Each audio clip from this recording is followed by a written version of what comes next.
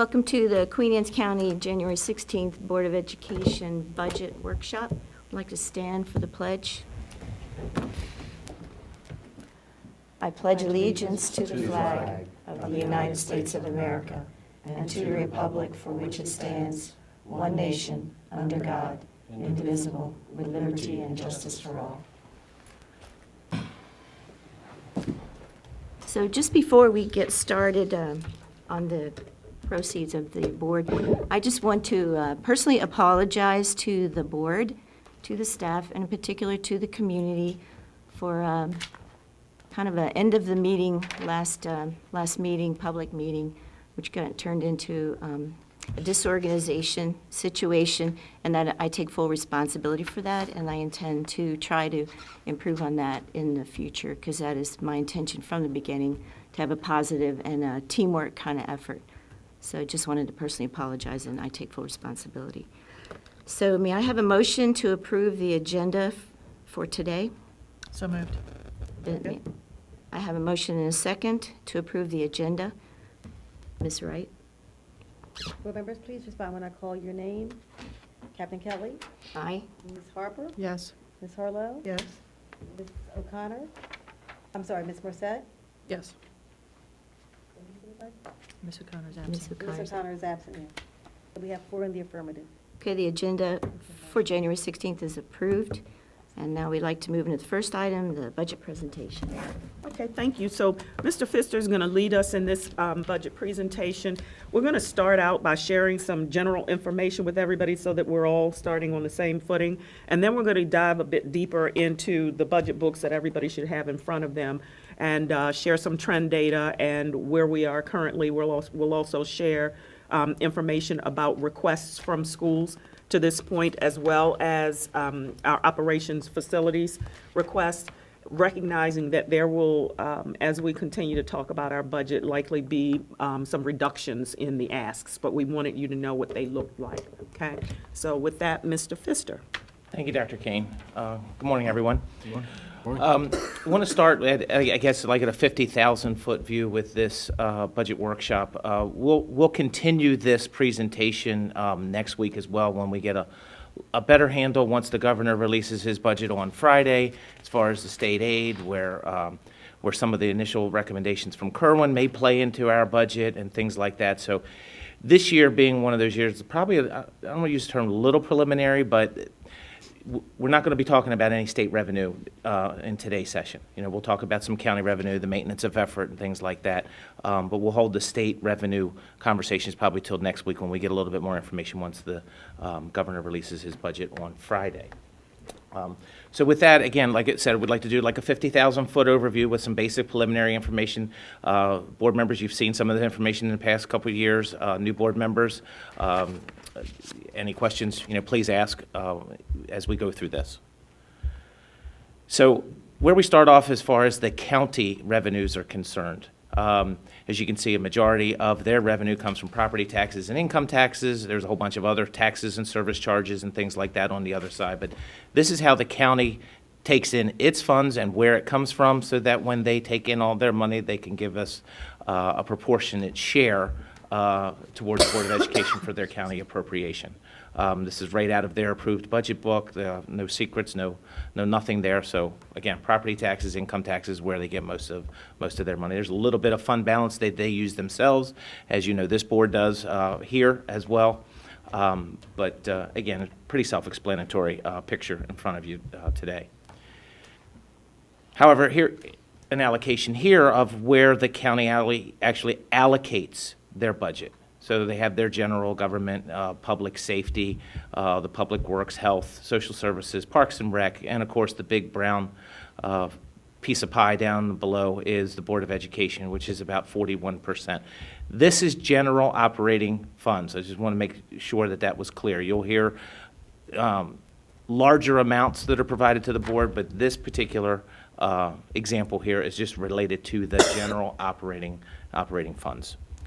There's a little bit of the debt service there, that 8.91% that does come attributed to us. So once you start adding some of those numbers in, as the county gets into its deliberations, you'll hear probably larger amounts. And then we'll have conversations about that with them to make sure that we're all on the same page. And capital. And capital. Capital's not included in. Capital's operating. not included, this is just general expenditures, yes, ma'am. Is this capital outlay piece in there? There's pretty small. It's something else. Yeah, that's their, actually, I have to go back and look to see what that 1% makes up, but that's just within their operating capital, not capital expenditures as far as like the courthouse or school buildings or things like that. And then this is a snapshot of where the county actually spent their money last year. And as you know, budget versus actuals, there's always a difference. So in this, the way the county ended up there last year, again, general fund only, about 44% of their budget was spent on the Board of Education. They did not increase their allocation to us. I want to make that clear. The allocation that they gave us to meet maintenance of efforts stayed that same throughout the whole year. But just as they did their spending in total, it changed the shape of the pie. Because of what they included in that above operating. Don't they include fund balance in there? I mean, I'm sorry, not fund balance, debt service. Haven't they been including that in here? Yes, yes. That's the difference? Not in this particular Okay, instance. This would okay. be, so we were 41% of the pie going in as far as a budget. Right. But then we didn't, maybe they didn't spend certain amounts in other departments. Which Oh, means, since our we were the percentage same changes. and others were Okay, less, thank our you. piece of the pie gets bigger. Thank you. Our piece of the pie didn't actually get bigger, though, or did it? Piece of the pie got bigger when it came to expenditures. Yeah. Compared to the whole pie, not So, compared to so what if we they had got. $2,000 to spend and we were 1,000 and somebody else was 1,000, the pie would be 50-50. If we still spend our $1,000, but the county only spent $900, then our piece of the pie is a little bit more than 50% from an Percentage. expenditure standpoint. Percentage, but On not- an expenditure standpoint, that's why I Okay, want to make that okay. clarification, this is on an expenditure standpoint.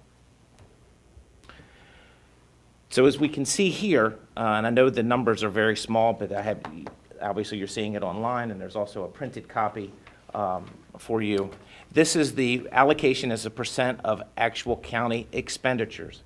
And again, if you look down at the bottom, which was 1998, and maybe we need to cut off some of these years so we can see it a little bit better, but we were at 53.55% of the county budget.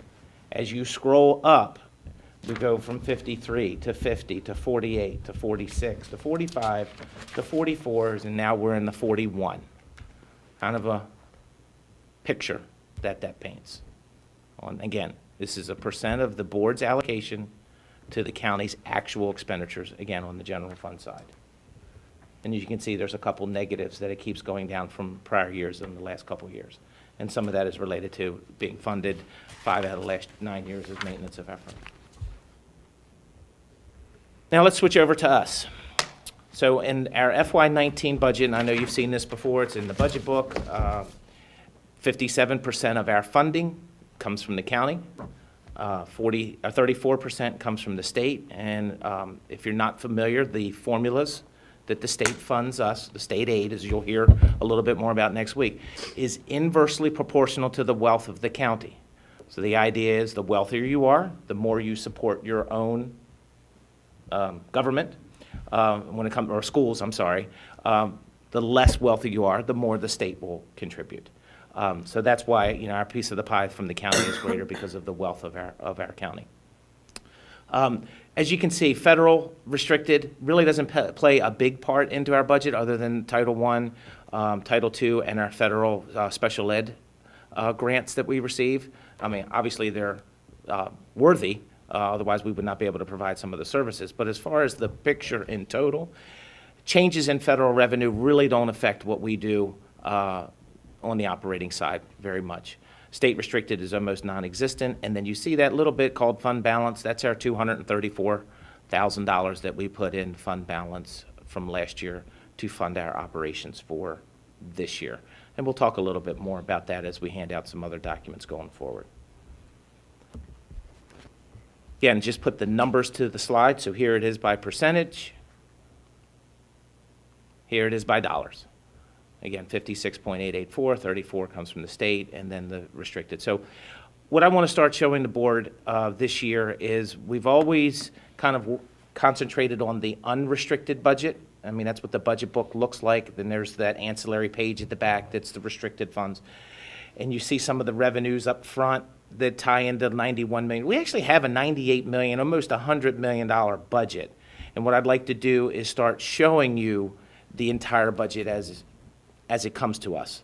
So you'll see some changes in some of the documentation that I'll be putting forward. But it is, like I said, with special ed and the title grants, they are a component of how we operate, and therefore I want to make sure that you are aware of how that money, how much we get, and how it impacts our instructional process. And then, of course, the big elephant in the room, maintenance of effort. And I won't reiterate this, but basically, maintenance of effort is whatever the per pupil expenditure was the prior year, we get that same amount in the subsequent year if the county maintains an adequate funding level. Maintenance of effort law changed a few years ago where it said, if the county doesn't keep up, even though maintenance of effort, it's all they're required to do. If they don't, we want to look to see what they're doing compared to other counties, and we want to look to see how they're doing compared to state wealth. So there was a law that was changed a few years ago, as you can see by the slide before you. So we have the initial MOE, maintenance of effort per pupil. But then there's a calculation that goes, okay, well, let's take a look at the county's increase in local wealth per pupil. Let's take a look at the statewide average increase in wealth per pupil, and then just a flat 2.5%. Last year, if you recall, this calculation resulted in a 1.5% increase to the maintenance of effort number. This year, see that number that's bolded? 2.5%. What does that mean? It means we get the minimum extra. So we get our maintenance of effort, and we get the minimum of anything extra, which is 2.5%, because our county's increase in wealth per pupil went up by 4.4%. Statewide, the average local wealth per pupil went up 3.2%. And I have a document in your binder that we'll go over shortly. Question ma'am. on that, just to make sure my brain is right on it. The 2.5%, was that in the law? That percent was in the law? Flat. Flat Yep. as a floor? As a, whatever the lesser of those three numbers are. So so you had 2.5. Obviously, we didn't get 2.5 last year because the local wealth was 1.5. Statewide wealth might have been a little bit higher than that. So it's the lesser of those three numbers. And last year it was 1.5. So the lesser of these three numbers is the 2.5 that's mandated by law. And Was that that will be our attributed- MOE this year? Yes, ma'am. Yeah, Was that that's attributed to what I the saw in the county report. increase in local wealth last year or a state average increase? Last year or this one? Last year. Last year, I don't have the numbers in front of me. I know the statewide average was 1.5%. Don't know what the county's, I'm going to say it was in the threes, Okay, and then the 2.5. That's But what the I want. statewide increase. all right, And we used 1.5. But we used last time. 1.5 because it was the lesser of the three numbers. yeah. Yes, ma'am.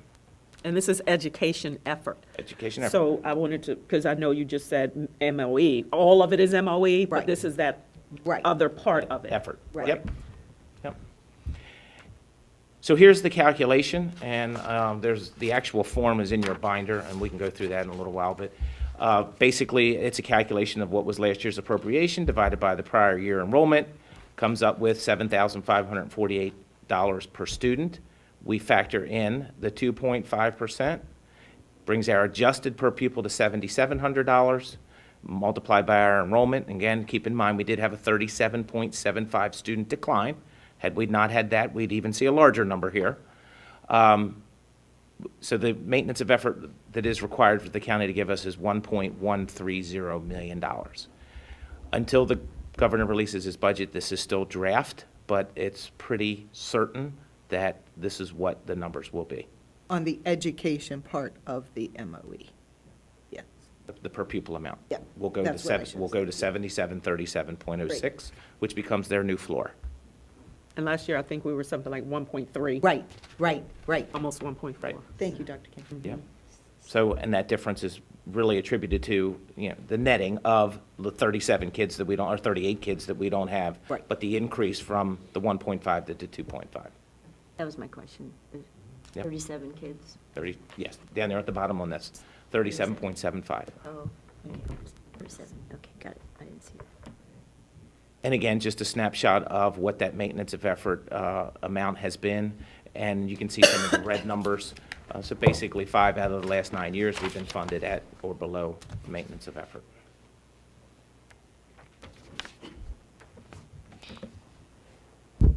So with that short little overview, we have some other documents that you've never seen before that we'd like to pass out, or they're actually included in your binders. Dr. Kane can lead us through, I can lead you through. We can make it quite an open session. But any questions on what we've seen so far as county maintenance of effort? Or I know we've been beating that drum for years, and we'll probably continue to beat that drum because it's one of our components of funding, of course.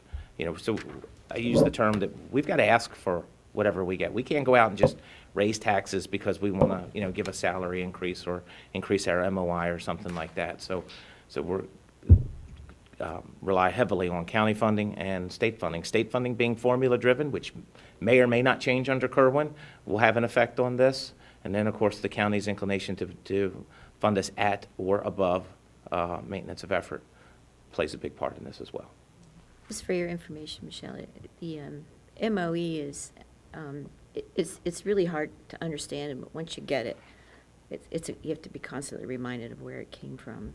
Everything we discuss in the budget pertains to MOE in many, many areas. So I would hang on to this little piece of paper here. I've got one in my folder because it's just hard to fathom how it works. And once you get it, you'll understand it. And because there's every discussion pertains to that. So that's a key thing to understand. And there's a really simple video clip that we shared last year. We'll make sure that you get that, I mean, layman's terms, Yeah. really easy, and animated even. So what I'm handing you out now is an updated 5-year cost comparison. Our actual expenditures for 14 through 18, the 5-year average, and then comparing that against our budget for fiscal year 19. And then 2 percentage type columns, budget as a percent of prior year expenditures. What you're looking for there, hopefully, are numbers that are 100 or above. And what that means is our budget currently will support how we spent our money last year. And then the final column, a budget as an average expenditure. So obviously, they fluctuate based on trends and things like that. But that's just a simple little calculation there. So it takes our budget against our 5-year average. Just handing this out sort of as homework for you all to please take a look at. You know, we could certainly answer some questions, but I think you're probably going to want to take the time to go through and have your specific questions related to this. And then we can certainly take those questions, we can put them in your Friday weekly update or some kind of packet that we can have prepared for you by the time we meet next Wednesday. But I just kind of wanted to give you an overview, a snapshot of where some of these things are. And it's just honestly too much information to sit there and look at one time. But be happy to provide this electronically if that's easier for you as well. Just kind of wanted to, and I think existing board members, you've seen this in the past. I just wanted to give you an updated version as to where we are. Could you explain again I know that the last column is the average of those 5 years in those categories. The Yes. budget as a percent of prior year, what are you talking about? So what you're looking at, let's just go to the very first line where it says auditing, okay? That budget has not changed. It's $51,100 because we've had a contract for outside auditors. So we budget 51.1, we spend 51.1, we've spent 100%. But go to the line below that on the legal, and it's 70.928%. I'm not picking on legal, it just happened to be the second line there. So the 70.928% says, I've got a fiscal year budget of $70,000, but last year I spent $98,000. So that's why that percentage is less than 100, because I spent more last year than my budget this year could support. Be a concern of, was that an anomaly? Did something happen? Did we have a bad winter? Did we have extra overtime? In some of these areas, it could be, did the sports teams make playoffs and we had to pay extra for transportation and officials and things like that? So there are some anomalies, and then there are some things that this board and the administration is looking at to say, okay, we need to adjust this because every year, I'll pick on maintenance supplies perhaps. Every year, we underfund maintenance supplies, and we rob Peter to pay Paul. But as we know, funding maintenance of effort, we have some critical decisions to make. So it's just, we continue to kick the can down the road. And that's what you're seeing there. Where you're seeing large 102, 114%, those are some of the things that we would want to look at to say, okay, are we budgeting too much there? Or again, was it an anomaly that we had a very good winter, so therefore our electricity and our heating costs were less than anticipated. And those good years was like that. That's when we have the money to be able to move around and do some one-time things. In the years where we have a bad winter, then we would be asking to move money into those particular categories. Any questions on that? So, budget as a percentage of average expenses, expenditures. Our goal is 100%? Is that, The goal would be 100%. because that's what we budgeted? Yes, well, we budgeted, but over the last 5 years, we've actually spent this average. More or less? More or And that less. would bring us up or down over the 100? Okay. Yes. It doesn't mean we're out of scope. No, not at all. 100 would be what we had budgeted. And the way I look at some of this, the lines that are a little bit darker, that are kind of your total lines. Right. I kind of focus on those a little bit more than the individual lines. Right, because And- that's the year-to-year change. Yes, and I'll go back to the auditing versus legal. If for Okay. some reason I was over in auditing but under in legal, but the bottom line I was okay, then I could either let it overspend, or I could just transfer some money from one to the other. Because they're in the same category. Because they're in the same category and the same object line and things like that. So Right. my first focus is on that, well, my first focus is on the categorical lines as we discussed in the last board meeting. Sure.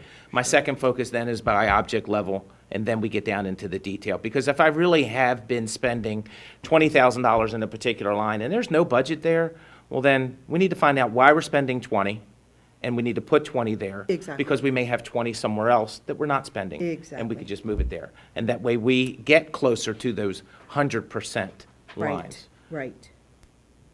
Actually, it would all be great if it was 101, 102. That means we had a little bit of money left over. Right, But right. yes. Although looking at, I understand the big picture, but looking at the individuals is a way we can discuss areas that we may Absolutely. make changes. Absolutely. To save money. Yep. Okay. And like I said, would an electronic copy of this be helpful for board members? I'm fine with the paper copy, Okay? but it's my preference. I Okay, mean, okay. And we'll Electronic probably is make- great as backup, but Right. I like And we'll the probably paper. make a drive available where we'll have some of this documentation. So if you want to use it and pull it down, Right. that would be fine. I tend to be a little bit old school when it comes to this because it's in front of you.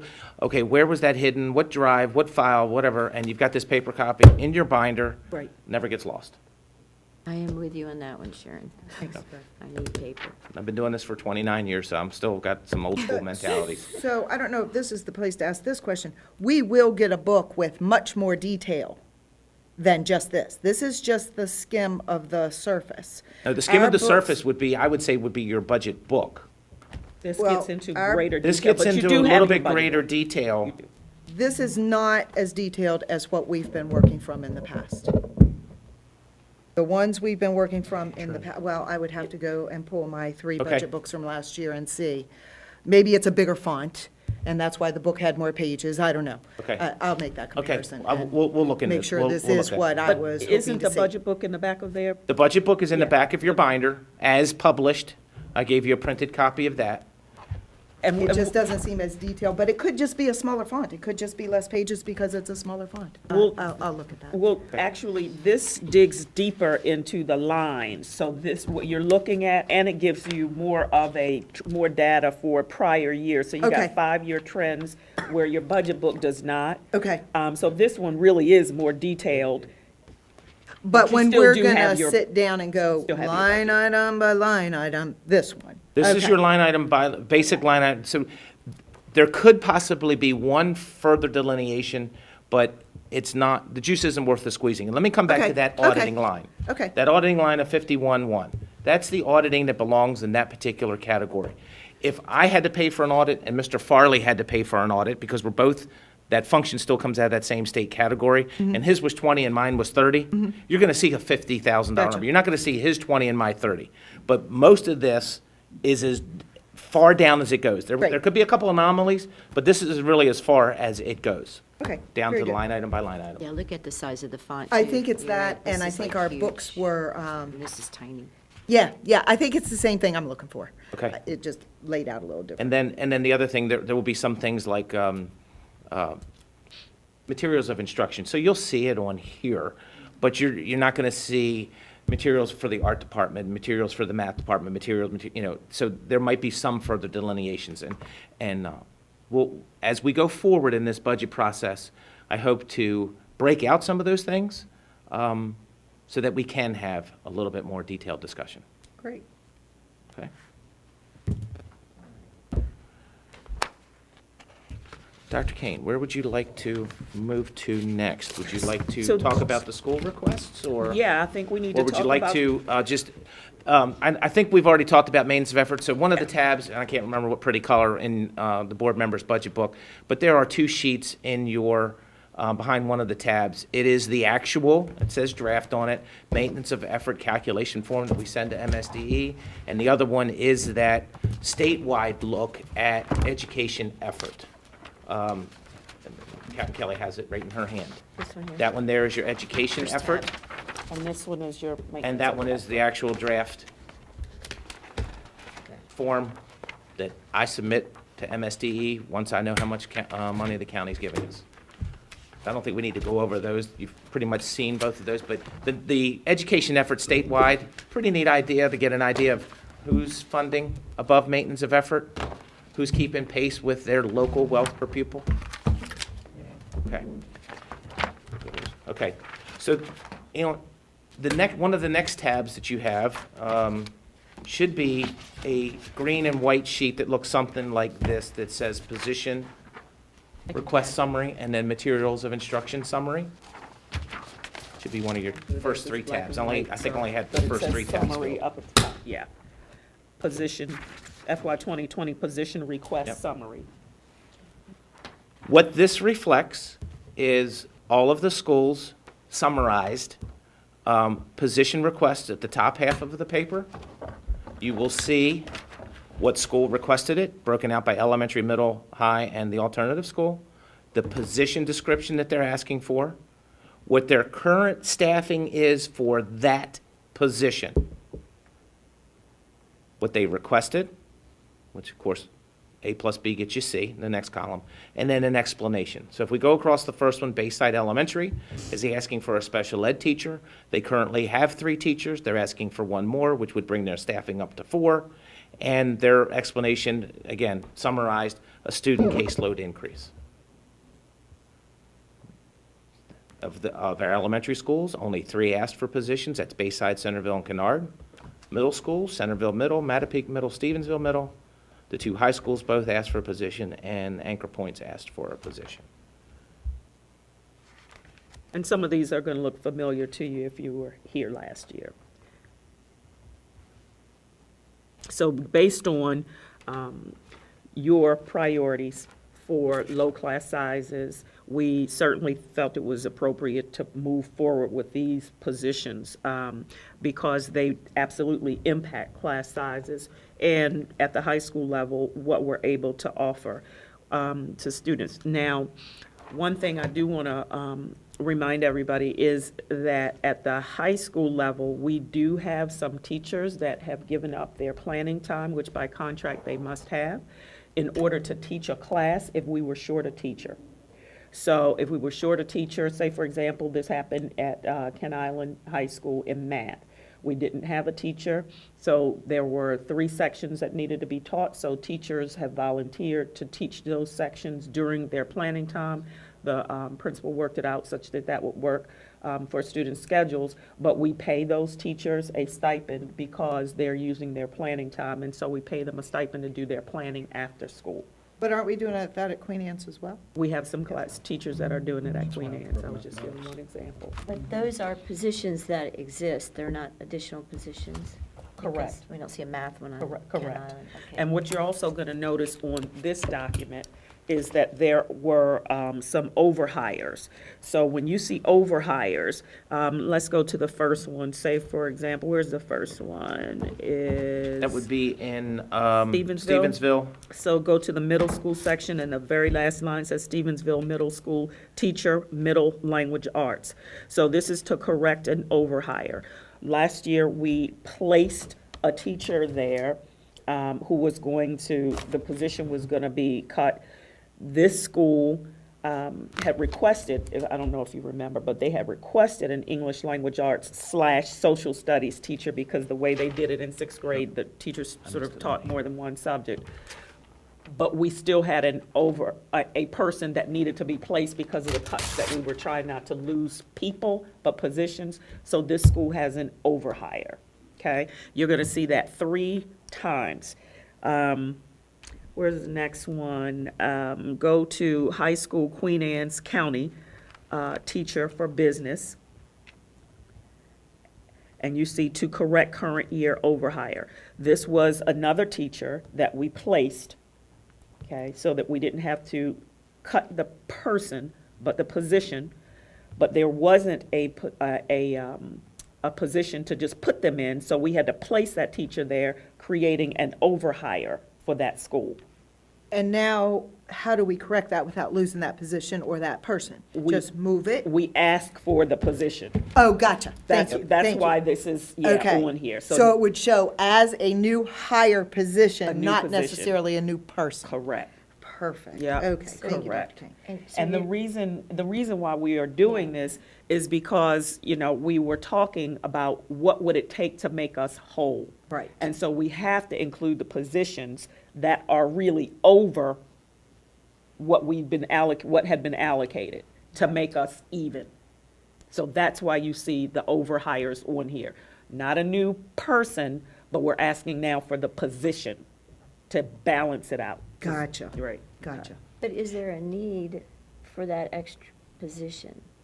Or is Oh, there- this teacher is teaching, yes, this teacher. Yes, mhm, that's this why teacher they is- were put there in the first place, for the need. Yeah, No, and they're so put what? there because, I they think w- because we were trying was to both. give them a job. It was It was right, both. it was both, To fill the Hire the need teacher, Mhm. but with you the had person class. There that was still a need. yes. could be moved. Yes, they just didn't have a position. So what principals will do is they will look at certifications, they look to see what needs to be taught, what subjects and what has enrollment, and then they might shift the sections around. So Ms. Morissette might be teaching a section or two different than she was teaching last year, but within her certification area. So now this new. Because the this- need was there. Right, this other teacher comes on board, and they're teaching some, and Ms. Morissette is teaching some, so that there are students in all the classes. There's definitely a need, but that's how they work it in. That's how. the And that's principals- how we balance it. That's how it becomes balanced. Yep. Yeah. So where's the third one? I'm sorry, I'm not Dr. seeing the King, it third. doesn't say, again, this is my iteration, it's your canard position is your third one. Thank you. Yes. Oh, and it Say- just It doesn't doesn't say say- overhire, but we placed that canard position there. Correct. Okay. So if Class you size. remember, sometime, it might have been in the end of July, beginning of August, Kennard, which lost a position, right? Not for a classroom teacher, but it was for a person who was sort of teaching a science lab. They lost that position. As the summer went on, they had increased enrollment, and so I needed to relieve those class sizes, and so we placed a teacher there. We hired a teacher for Kennard, which was one teacher in addition to what that school had been allocated. So that created an overhire again for Kennard. But for very good reason, Right. because their Right. enrollment had increased. Correct. And we had lost a position. Correct. Okay. And so that's a place where in a lot of districts, the superintendent holds some positions for things like that, so that it doesn't create an overhire situation. We are not able to do that Don't have because that I don't luxury. have any positions, to hold on to, but that's typically how it's done.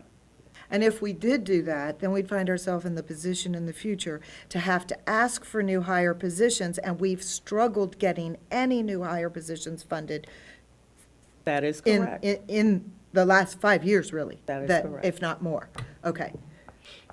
Great. I do have a question about the secretary for Anchor Points. Are we required by law to have a nurse on site at wherever students are located? I mean, is it in Comar? No, that's, I mean, I would want to have one. well, because Anchor Points is a program, Thank you. right? Okay. And a school would, but because this is a That's what I was wondering. program, And it is serviced by the the Centerville Elementary School nurse. Okay. They're not nurse-free. They have a nurse who services both. But if there's an emergency, right, then that Centerville nurse has to leave out of that school, come Right. over to, so Right. it's a And situation. again, Thanks you for that. in the future, I guess we'll get down to, sometimes there's a very low enrollment at anchor points to justify a full-time nurse there. Enrollment fluctuates. It does. Yeah, throughout the course of the school year. And you'll see a secretary, half-time secretary there as I well. always had one. I just saw the nurse component, that's why I asked. Yeah, Thank you. and they don't have a secretary. So that sort of ties Mr. Kentop to the office. So sometimes you might go over there and the door is locked because he can't be in there all the time. So what we did was we have one of the receptionists from out front to go over, and we still have to pay her, obviously, but to go over to relieve some of that so that there's somebody there to answer the phones, to help with some of the office work, just to relieve Mr. Kentop because he can't babysit the office.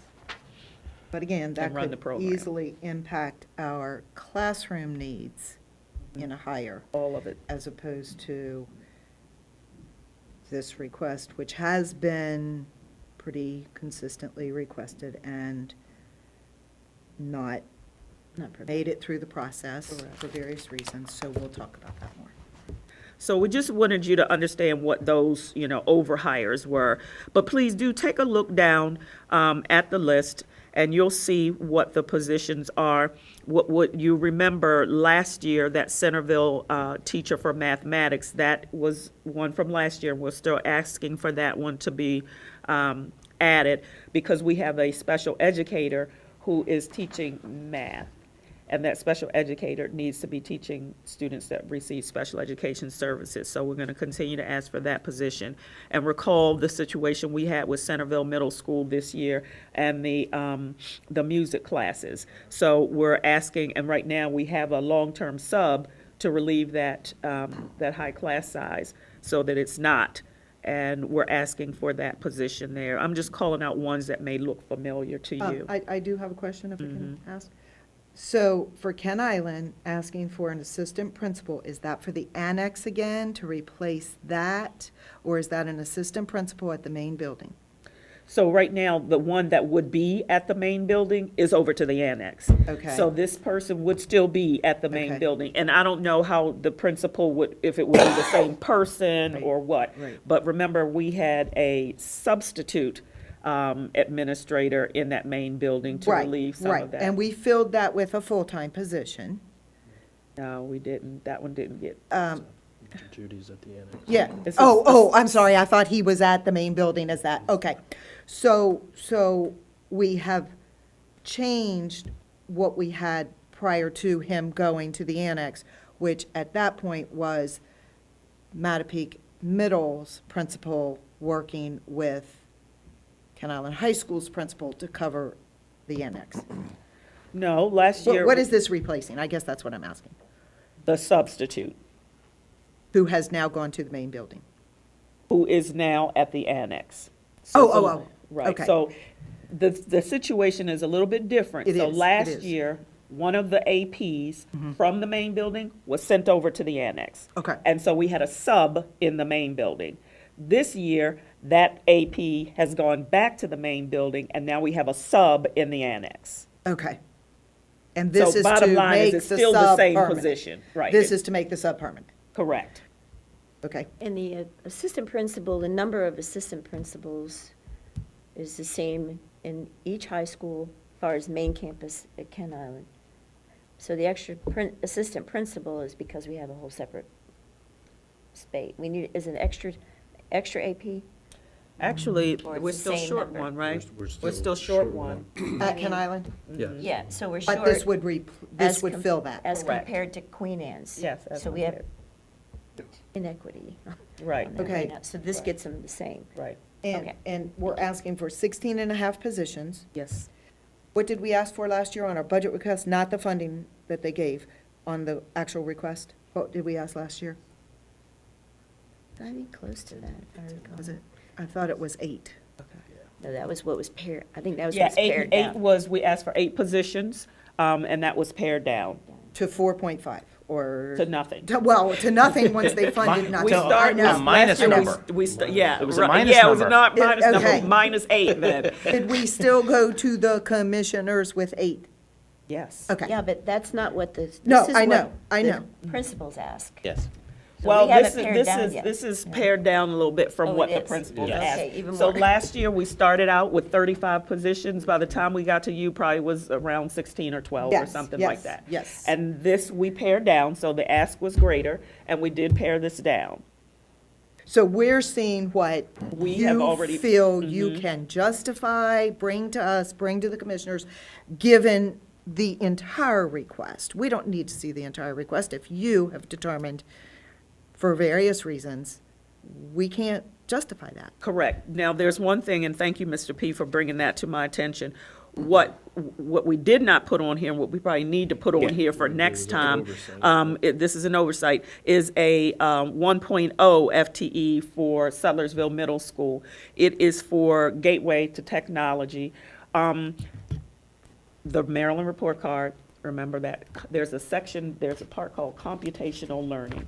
And we get points for students who are enrolled and participate in courses that qualify as computational learning. We have none at Sutlersville Middle School. This gateway to technology, while the other schools, other middle schools have a teacher, Sutlersville does not. And so we're not ever going to earn our points in that area if we don't get that taken care of. And how have we found ourselves in that position that they've never had one? Funding? Just- Funding. We just haven't gotten a new a teacher Gosh, position. we got to do better about that. So they are not on an equal footing with all the middle schools. That is Right. correct. We cannot Right. offer that course to them. That is correct. Okay. And We, board yeah, members, we definitely need to I'll add email that. you a corrected sheet, and that's my Yeah. oversight. You have in your binder a stack of sheets that look something like this in black and white. And what that is it's a very summarized form of the staffing per school. That gateway to technology is on that summary sheet. I just failed to copy and paste it onto this one. So again, another reference for you is, it's a little cryptic over on the left-hand side, like it says KES Art, obviously that's an art teacher. KES GR4 would be a grade 4 Kennard Elementary School teacher. So you have one per school, and that's just to give you a snapshot of their staffing. There's no need to get into names and things like that, so I Right, gave you a snapshot of that. Referencing this gateway to technology position, it is shown on these pages. I just forgot to lift it off of here and put it onto this other summary. So And- would this sort of be like our issue last year when we had a course of study available for Ken Island and not Queen Anne's? The computer science? Yeah. Is so it kind of the same it's a very thing? similar thing. So let me be clear, just got some clarity on something. There is a science teacher at Sutlersville Middle, because Sutlersville Middle did get some points for this area, who is using her planning period to teach a section of Gateway, to keep us, Gateway to Technology, to keep us out of compliance jail. Okay. So she's But using her that's not a planning. good process to maintain. We And- need to do better in And filling. it's got to be more than one section. Yes, yes, Now that it's a okay. requirement for middle Okay. school. Hopefully, superintendents have asked that the state look at that and not count it just for 8th grade, but look at the middle school band. So 6, 7, or 8, so whether you take it in 6th, 7th, or 8th grade, the school should still get credit for it. Because 8th grade year, kids are sometimes taking a foreign language for high school credit or a math for high school credit, Right. and may not be able to get this gateway, or Sure. whichever course it is in each district. But for equity, we would really like Need a to teacher. fix this. Okay. What are you calling it on this sheet, Mr. Pfister, this Sutlersville Middle? What is it? It's gateway to technology. Yeah. It's on that sheet. Oh, see, at the bottom, okay. Yes, All right. it's at the very bottom. Yes, ma'am. I have a question about the anchor points secretary/nurse. How do you plan on funding this person, as a secretary or a nurse? Because that's a huge. Well, the difference request in came pay. in as a secretary/nurse, and we don't really have a secretary/nurse position. So he's really asking for 2.5 positions, so it totals out to 1, and that's what 1.0 is. That's a huge salary difference Yeah. between two different. And obviously, as a- probably, we it would be couldn't the find same somebody who is a nurse who also wants to be a secretary, so you're right. We'd probably go to 2.5 positions.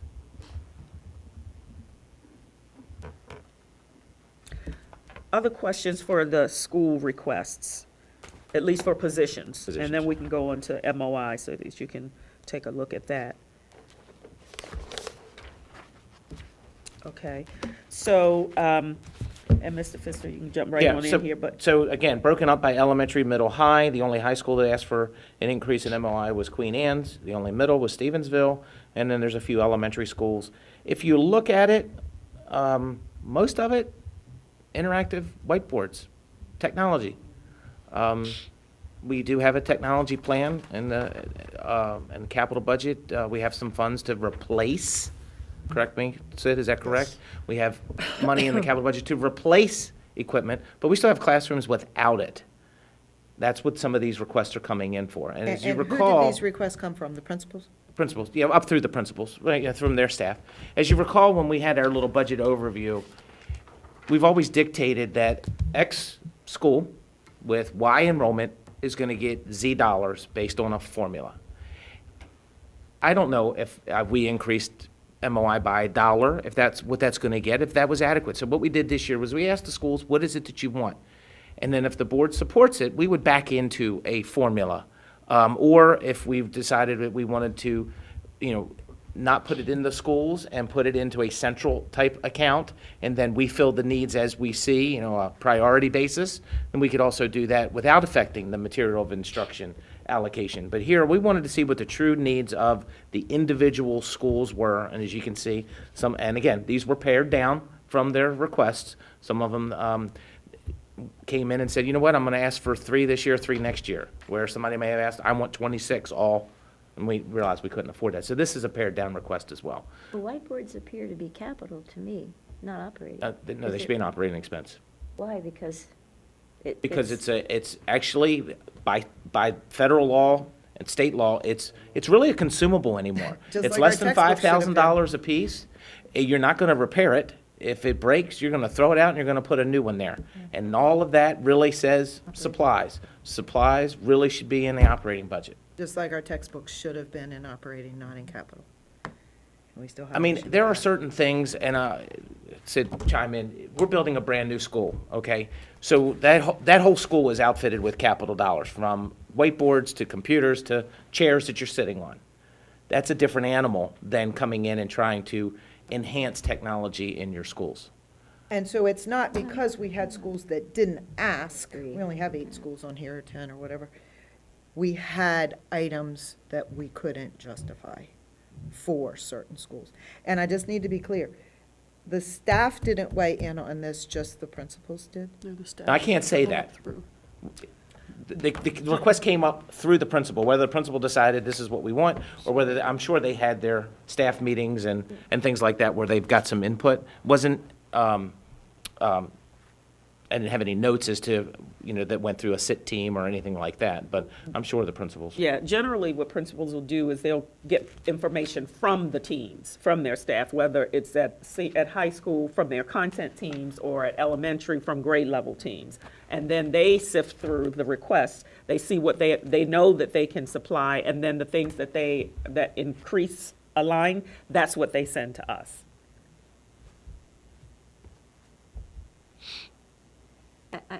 I'm still uncomfortable with this. Someone wants to buy 3 whiteboards. They come in, they become part of that classroom. And they go for several years without having to be replaced. So why, I don't understand why that's not capital. It's like getting chairs. I mean, And are like chairs equipment, and operating? it's the dollar Okay, threshold. So years ago, there was much lower thresholds, both at the state level and the federal level. Basically, it was $500. If it cost more than $500, it was considered equipment. How that equipment got there, there's 2 different ways to get it. Again, through the capital process and through the operating process. And it should be an operating type expense, just like textbooks or even a lot of the other equipment and things like that we put in there. The capital is really supposed to be, lack of a better terms, changing to the physical plant, adding a chiller, or changing an HVAC, or adding on an addition, or stuff like that. When we're building schools and renovating that, that's a different animal. I'll go back to the band uniforms. Absolutely, they last for 20 years. Whiteboard's not gonna last for 20 years, but band uniforms, as we've talked about, are in the capital budget. They probably shouldn't be, but that's a discussion for another point in time. But to me, with some of the new rules that have come down with the state and how we can capitalize things, $5,000 is one of the caveats. And if it cannot be, I don't want to say cannot be, but if you'd rather replace it than repair it, it starts to fall into more of a supply as opposed to equipment. Okay. But we get into the definition of what it is versus, where it's funded from. Okay. All right. And moving on from there, I have one last sheet that I'd like to share that I'm sure will elicit some good conversations. What's that?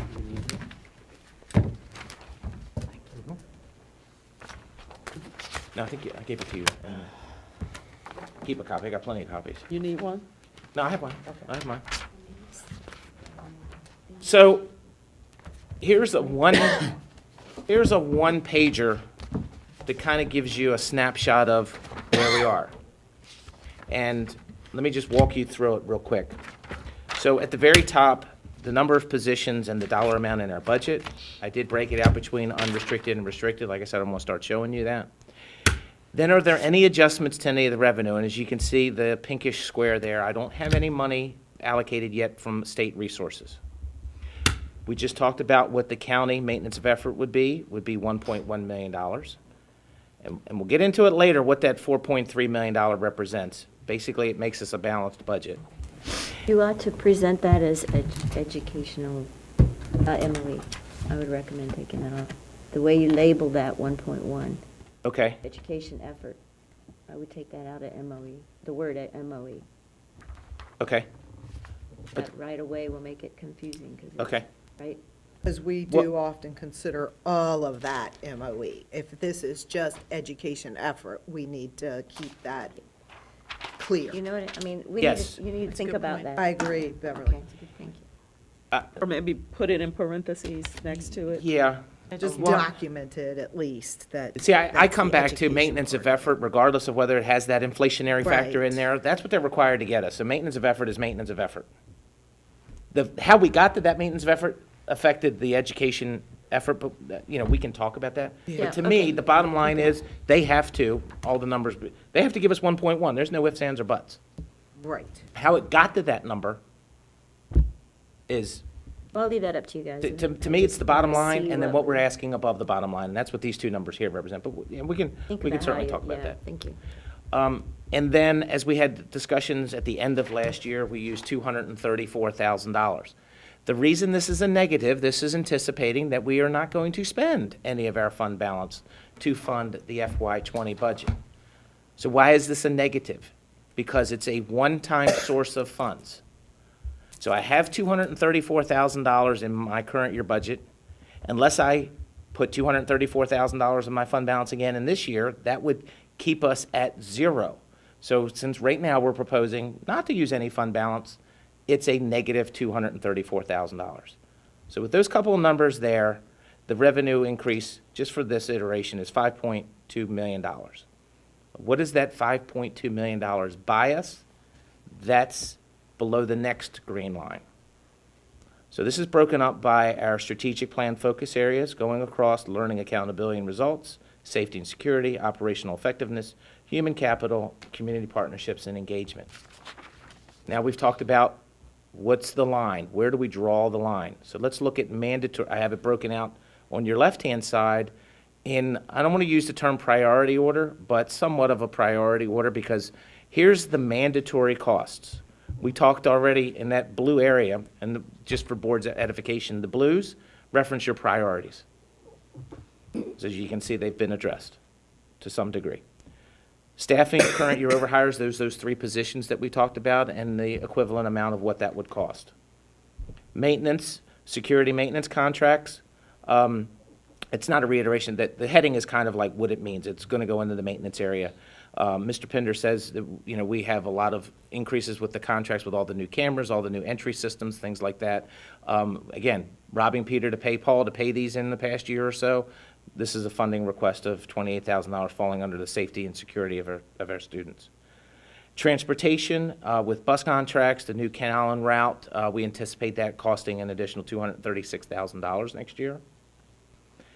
Slight increase in teacher retirement. The teacher rate went down, but the employee rate went up. Compensation for settled agreements. What that means is, if you recall, when the board approved the compensation agreement for employees last year for teachers, there was a carryover portion of that due to their increase that they're going to receive in May. This is the funding of that carryover request. And then a slight 2.5% increase in the cost of our health benefits on the employer share, and that's the $270,000.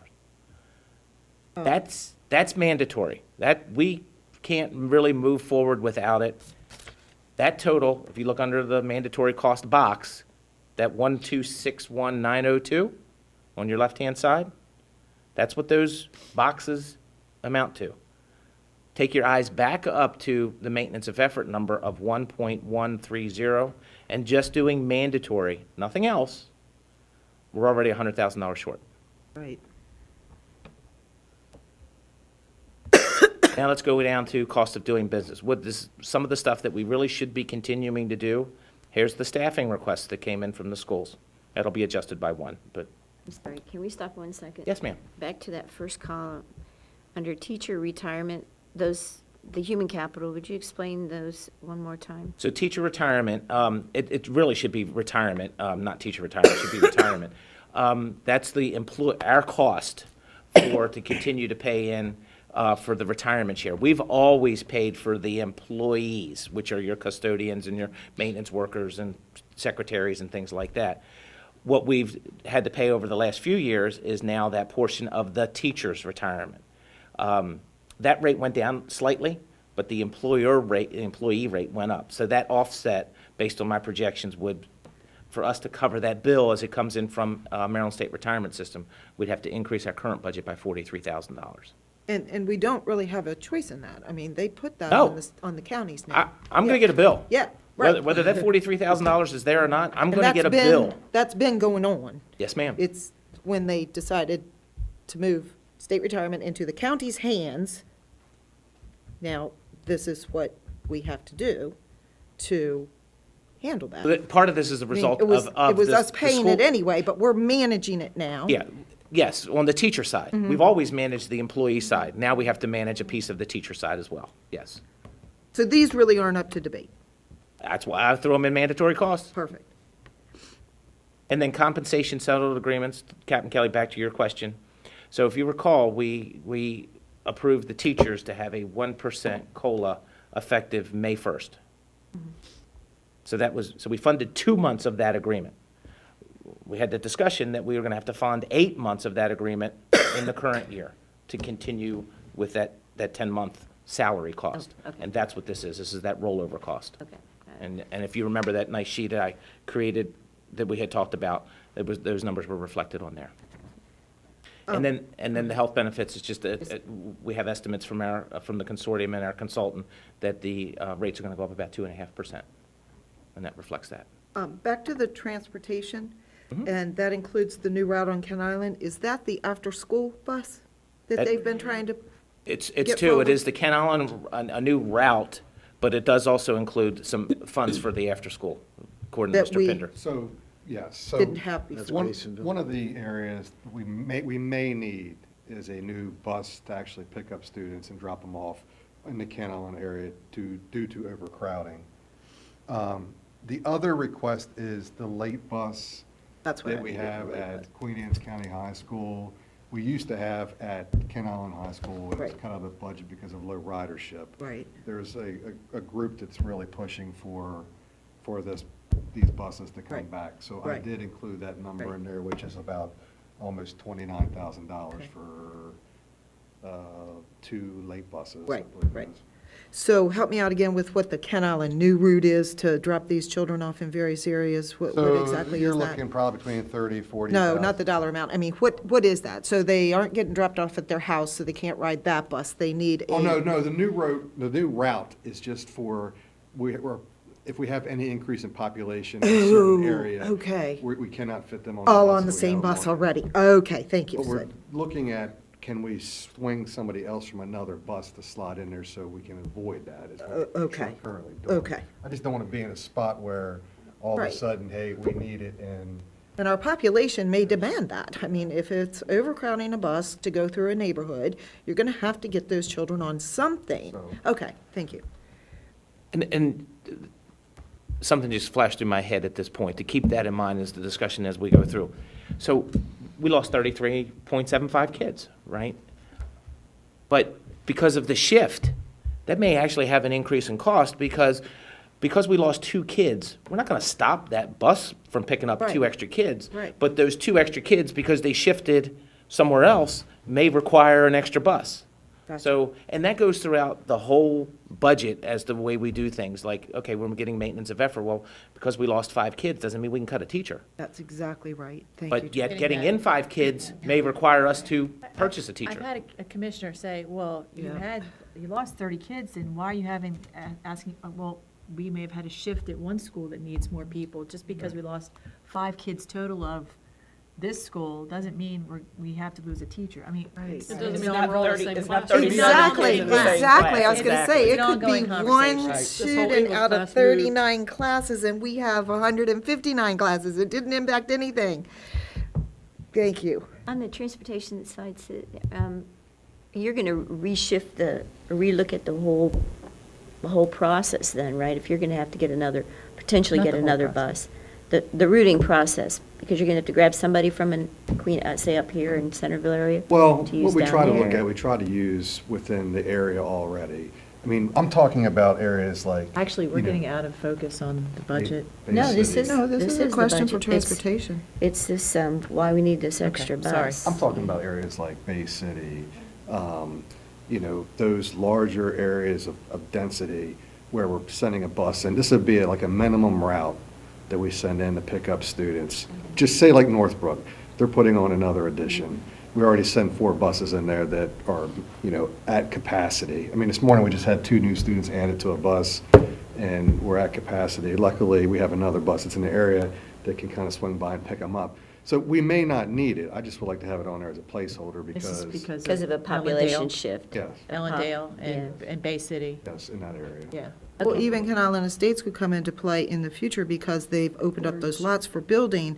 So if all their buses are already at capacity, and in 5 years we see 15 new homes, we could have 2 students in each one of those homes. That's a 30-person increase for 1 bus or 2 buses or 3 buses, whatever it is. It may put us over ridership. So this year's is a population shift, basically, where you potentially will need another bus. Yes. Okay. Well, like I said, we always sit down with the routing committee to try Right. to analyze it first. I mean, we have cut 3 different routes out over the past 2 years that we, no longer needed. But again, the population shifts and, we're just trying to accommodate that, so. Okay, thank you. Okay. Moving downward, cost of doing business. There's your 13.5 staffing request that we discussed earlier, and the school-based material of instruction request. Moving over, we have athletics officials. Habitually, again, being underfunded, the cost of officials is going up. And home games has an effect on the revenue with gate receipts that helps offset some of this cost. Playoffs, so again, this is just one of those areas. It's a small amount of money, but it's one of those things we felt that we needed to ask for. Going across compensation available for negotiations, we've talked about this at the last closed session, what that represents. This includes, of course, the charges that are associated with this. This is just a placeholder amount based on what we feel that we could ask the board and superintendent to support moving forward. And then just a small little placeholder, as we've discussed. We're going to do, Mr. Farley and I are going to do some further analysis exactly what this would be as we try to compare substitute costs and home hospital hourly rates, along with some of our other temporary type teacher rates, to try to get them more competitive in nature. That would be a rate increase. The estimated cost from last year was $160,000. And that's really just to keep up with the marketplace of hourly wages. So we could certainly phase this in, Right. at some point, even 50's, a little bit of a help towards 160. We could put all 160, or we do the analysis, it turns out to be a little bit more. We could adequately do that. This is just a little bit of a placeholder to kind of get the discussion started as to what this is really going to To equate increase our substitute pay and our home hospital pay. And maybe some other ones, but, you know, because I only had so much room to write there. So Sure, it could sure. be some other type stipends. But clearly, they're under the threshold they Those that need to aren't be. represented by the Yes, yes. group, by the union. That's what those would Wait be. long enough, they may be. Yeah, exactly. So now, cost of doing business, there you go. There's $3.6 million on top of the 1.2. Right. Then the small little equal opportunity schools that Dr. Kane has put in. Dr. Kane, if you want to expand upon that. Well, this is the program, the state pays half of it, or probably a little 20. bit more than half. Yeah. Well, they pay half. And this is the program that helps us to look at the students that are enrolled in advanced placement classes. So students who are not typically enrolled, the teachers are being trained, and the students we have engaged in a survey along with the staff to increase that enrollment. So it gives more of an opportunity to students to get into advanced placement classes. So this would be students who would normally not be able to afford to take these classes? Well, this isn't an affordability, it is, are we overlooking children? Yeah, it's access. The what does it pay? 200,000, are we down in additional considerations and program enhancements? Program continuations, equal opportunity You schools. see that 30,000? 30,000. This is to allow other kids to take the AP, so what is this 30,000 pays for a teacher? No, it Or- pays for the cost of the program. So there, it's a sort of it's a group, sort of like a consultant, but not necessarily a consultant. They work with about 436 schools across the country, several in Maryland, Prince George's County, Montgomery County, Dorchester County, I think it might be Allegheny or Washington, one of them, and we joined on this year. So we typically do not, you walk in an AP class, you typically don't see African-American, Hispanic children in AP classes. They may be doing fine, or they may have the potential to do better, but they're not there. And all the research shows us that if you have an opportunity to engage in that level class, whether you make an A or a C, you're better off for whatever your next step is after high school. And we want to open the doors for our children to make sure. So this group, they come in and they work with our administrators, they work with, each team has an equity team, each school has an equity team, and they work with the equity team, they provide professional development. I was part of the first meeting, Ms. Pauls is a part of all the other meetings at the high school. We did a survey to find out why kids are not in those classes. So the students, all the students in the high schools took the class, all the employees, the staff took the survey, and we got a lot of information back. Some children didn't think that they could compete, that they didn't belong there. Some children, nobody ever said anything to them about it as to whether or not it was important. Some kids didn't think they were smart enough. And so we are really wrapping our arms around students to say, this is good for you, but in order to do that, we have to work with our staff, because you're going to now have children in your class that you are not used to seeing. So kids who may require a different style of teaching, kids who may require some additional support. So that whole school is involved with wrapping their arms around these kids to make sure that they have a fair shot at taking these advanced placement classes. And it doesn't necessarily mean, it doesn't include a Caucasian child Oh, who's there's- fallen oh, through the ab- cracks. oh, It's not absolutely. just based on certain Ethnicity, no. It's all about exposure to possible enhancements they've never been exposed to before. They didn't know about, they didn't have the confidence for, they might have needed a little push. It's all children will be a part of this if they're deemed Correct. Now, that's not to to say. want to be or need to be. Correct. Now, that's not to say if a student absolutely refuses to be in that class. Right. And this Right. child is not performing and is not demonstrating a potential to do well in that class. We're not It's going not there. that, yeah. But we're looking at children who have the potential but have traditionally been Not. overlooked or Not have not partaken. had an Yeah. interest Thank you. Right. Or Okay. just didn't know. or Yeah. didn't know. Or didn't have the confidence to think they could do it. Correct. Yeah, so these are all, this program provides Support. methods of how to get to them. Yep, and guidance. Guidance. And Okay. we're confident that 30,000 is a good starting mark for this? It is the cost. Oh, It is the okay. cost. The state Okay. pays the other half. Okay. Can I ask, Great. this is not a negotiated contract that we have, we're just jumping on board. So it's not something that this board has to Because remember, contracts over 24,000, we have to approve. So- Right. And so you will see this contract next year.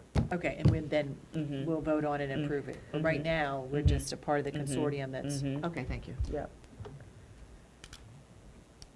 And then moving down, Ms. Harlow was ahead of us already. Additional considerations and program enhancements, so this is the wish list. Very minimal.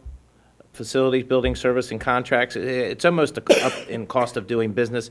Some could even say it's even mandatory, because when something breaks, it has to be fixed. And again, this is one of those areas where we look and we take money from here to there, but there's a $200,000 ask for those. Again, a lot of it's related to safety and security upgrades as well. And then 2 additional positions, and Sid, I don't know if you want to talk about these 2 positions, an electrician and a locksmith request. I'll kind of put it to you this way. If you're looking at the $200,000 increase, basically right now, the 15 buildings that we have, I'm not including the warehouse, we have about $17,000 per building to fix things during a year. So just at one of our schools the other day, we had a couple ERVs, which control the heating systems in the school, went down. That's $14,000. So then I'm left for $3,000 for that one particular school to fix. I mean, we have our comprehensive facility assessment, which gives us the long-range picture, but things are still going to tear up. That would help get us back up to par as far as doing business. There's another line item in here for contracted services, which includes our inspections or chillers or things like that. I mean, that continues to go up each year.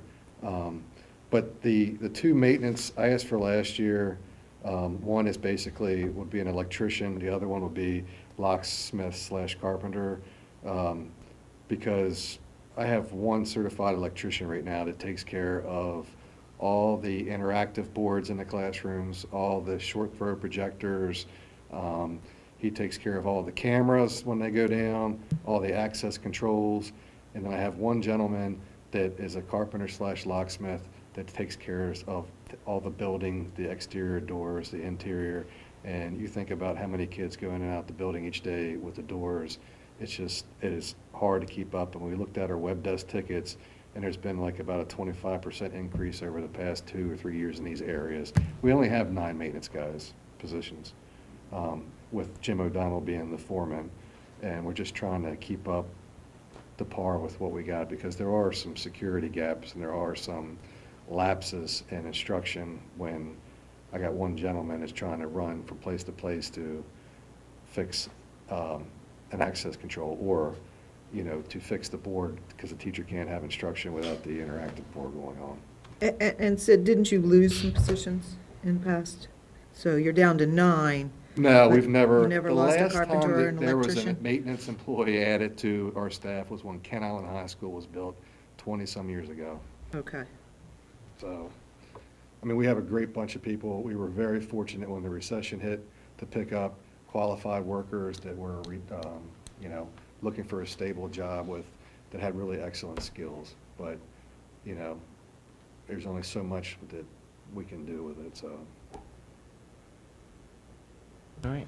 Thank you, sir. That's our- And you saw these 2 last year. Yeah, Maybe that's why I thought we had Yes, ma'am, lost. yeah. we didn't fund them. We Right. continually try to do these things, and unfortunately, we just. So then, Okay. just tying this all together, go down across the bottom as you go in the column. So learning, accountability, and results, there's $1.4 million in requests. Safety and security, 351, 236 for operational effectiveness, 3.3 for human capital, and right now there's no request for community partnerships and engagement. So basically, just to summarize, we started off with this, which is almost your line item. This is really a history, it's not showing you your 20, but then this is showing your 20. So we've gone from the detail up to the summary, and have a tendency, we'll probably work from this quite a bit, we'll have some tendency to work from from this.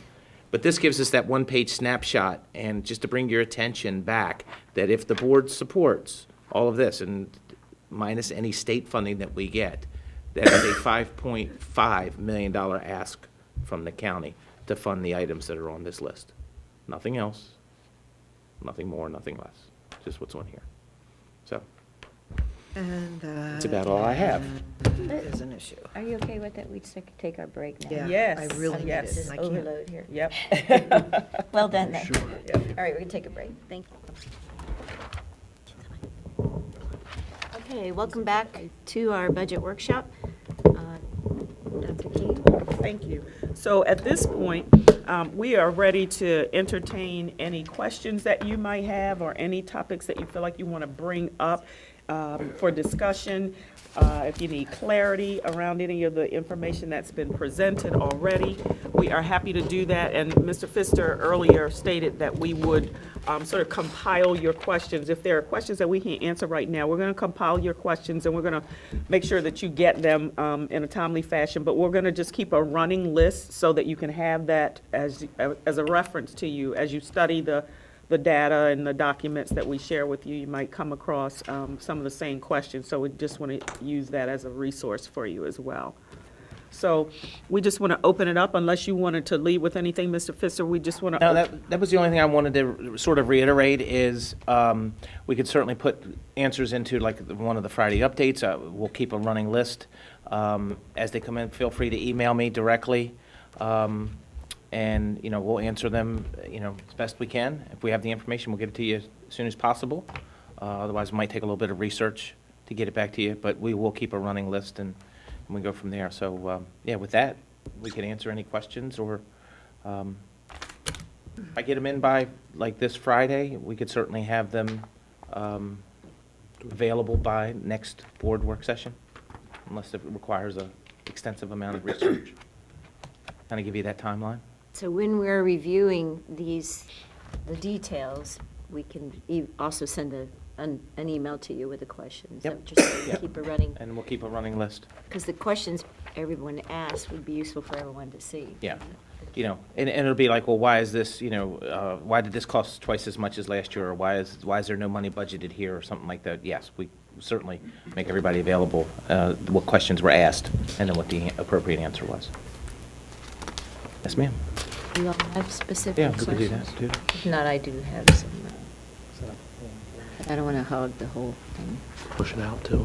Oh, you might as well start. Yeah, I'm good with you starting. Well, what I'd like to just just go down the position list, because this is where we get lots of inquiries. And I'm interested in which may, help with class size, which is an equity issue, which is, so if you could just look at, maybe your staff would look at the details on the positions, it would be helpful for us defending them.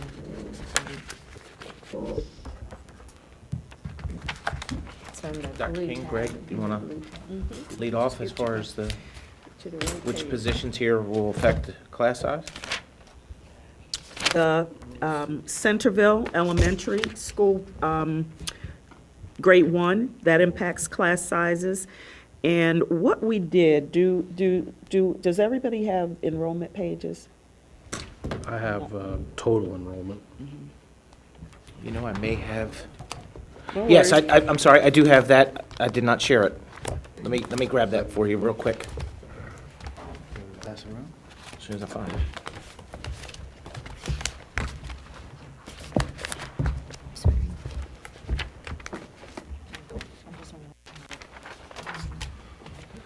I don't have I don't have the grade level, No, but I no do have worries, the, no worries, I'll flip to have it. the, They got 35 kids. What we could do. If you have that information on small class size, I know you've got that noted as an explanation, but my concept is it taking a classroom like 35 down to 28? or- So currently, there are 7 teachers in first grade at Centerville Elementary. There are 160 students projected, whereas currently there are 137 students in first grade. And so they're looking at a class size of about 23, I think. And an additional teacher would take their class size down to 20. At Centerville Elementary? Correct. Wow. And what other schools have classrooms in the first grade level that are only 20? Most Other of than maybe them, Churchill? most of them are right about there. Oh, so that's sort of where we're shooting for then, it's 20 on the elementary. We class. don't have a guide for this district, but they generally run right around 20, 21, right around there. And some of the smaller schools obviously are smaller. So I can give you, for example, Church Hill. Thank you, sir.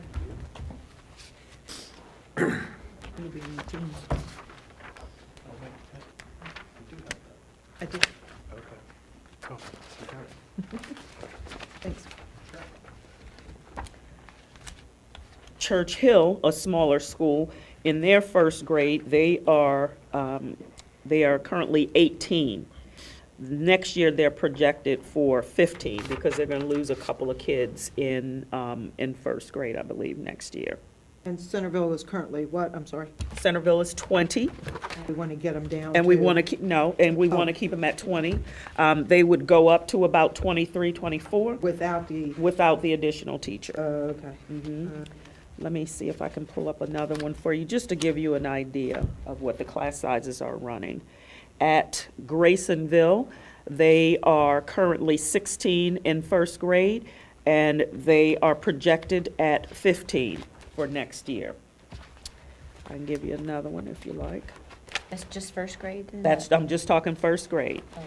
At Kent Island Elementary, they are currently at 19, and next year, 22 in first grade. And next year, they're looking at 20 in first grade.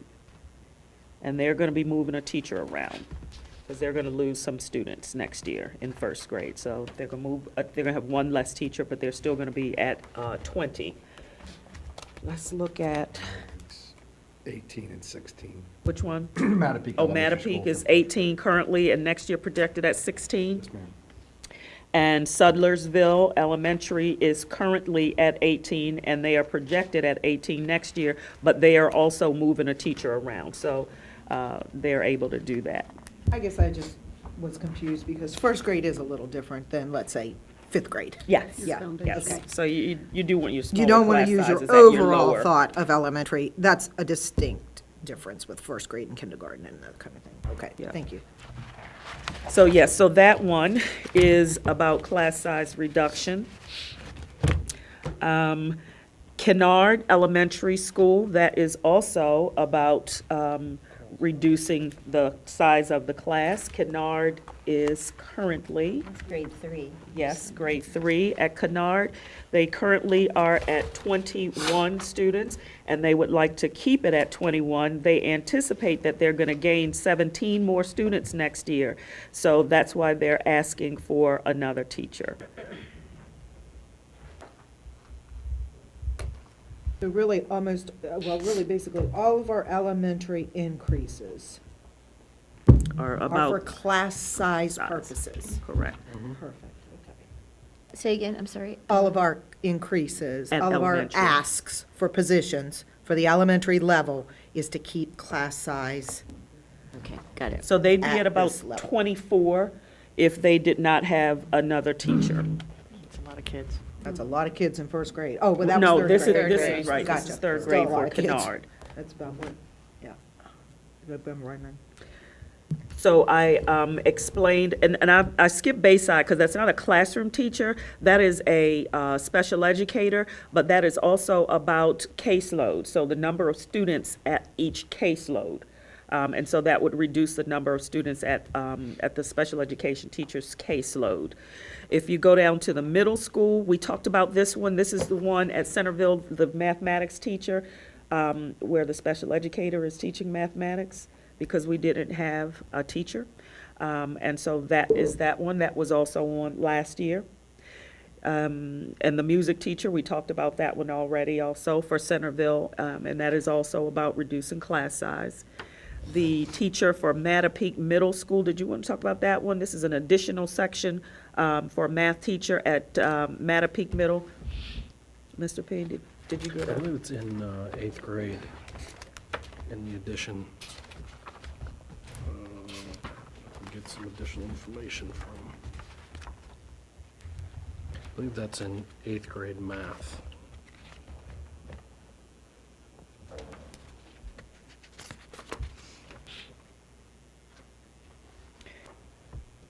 So that's based on a size of classes in eighth grade math? This apparently is about the number of sections, yes. Sections, The correct. number of sections that are needed. And so it's still class size is what it really is, to expand the number of sections. Yeah. Well, that's a school assistant. And we talked about this overhire for Stevensville Middle School. Talked about that one already. We talked about Numet High School now. We talked about the assistant principal situation for Kent Island High School already. And then Kent Island is also asking for a PE teacher. And once again, this is about increasing enrollment there and ensuring that we have an appropriate number of students in each section. So they need to add some sections. Now, one thing I do want to say, I'm not sure if Mr. P wanted to speak to it. So we have a growing number of students who are interested in dual enrollment, as well as our Early College Academy. And in order to start our program, the Early College Academy this year, we are still planning out the pathway and the courses for each pathway, but we knew that all students, regardless of the pathway that they took for early college, could start with a wellness course. And so we had to supply that teacher because Chesapeake College was not able to supply that teacher. So we have a teacher that we have there that starting with that wellness class. So I'm not sure how many students are in that program, but I know we had quite a, Mr. Wright's class? Yeah, so, and this is another example where we have a teacher that's giving up their planning period to teach. So this gentleman's teaching all day long from, 7:30 to, 2:30 without a break. And I think, to the superintendent's point on some of these other issues, the concern is you're going to get teacher burnout much more quickly if, but we've got great employees that are willing to give that up because they know they're trying to support the need of teachers. That and also to the PE that within the middle school, because of the annexes there, they share the PE teacher. And I know that there was concern, which is why there was an request for increase to support that as well. So what type of teacher is getting pulled to the wellness class? The PE teacher on main campus Okay. who's teaching, PE. yeah. And then there's a request for a special educator in a life skills classroom. So currently there are, which is higher than, we would actually recommend. There are currently 13 students in the life skills class.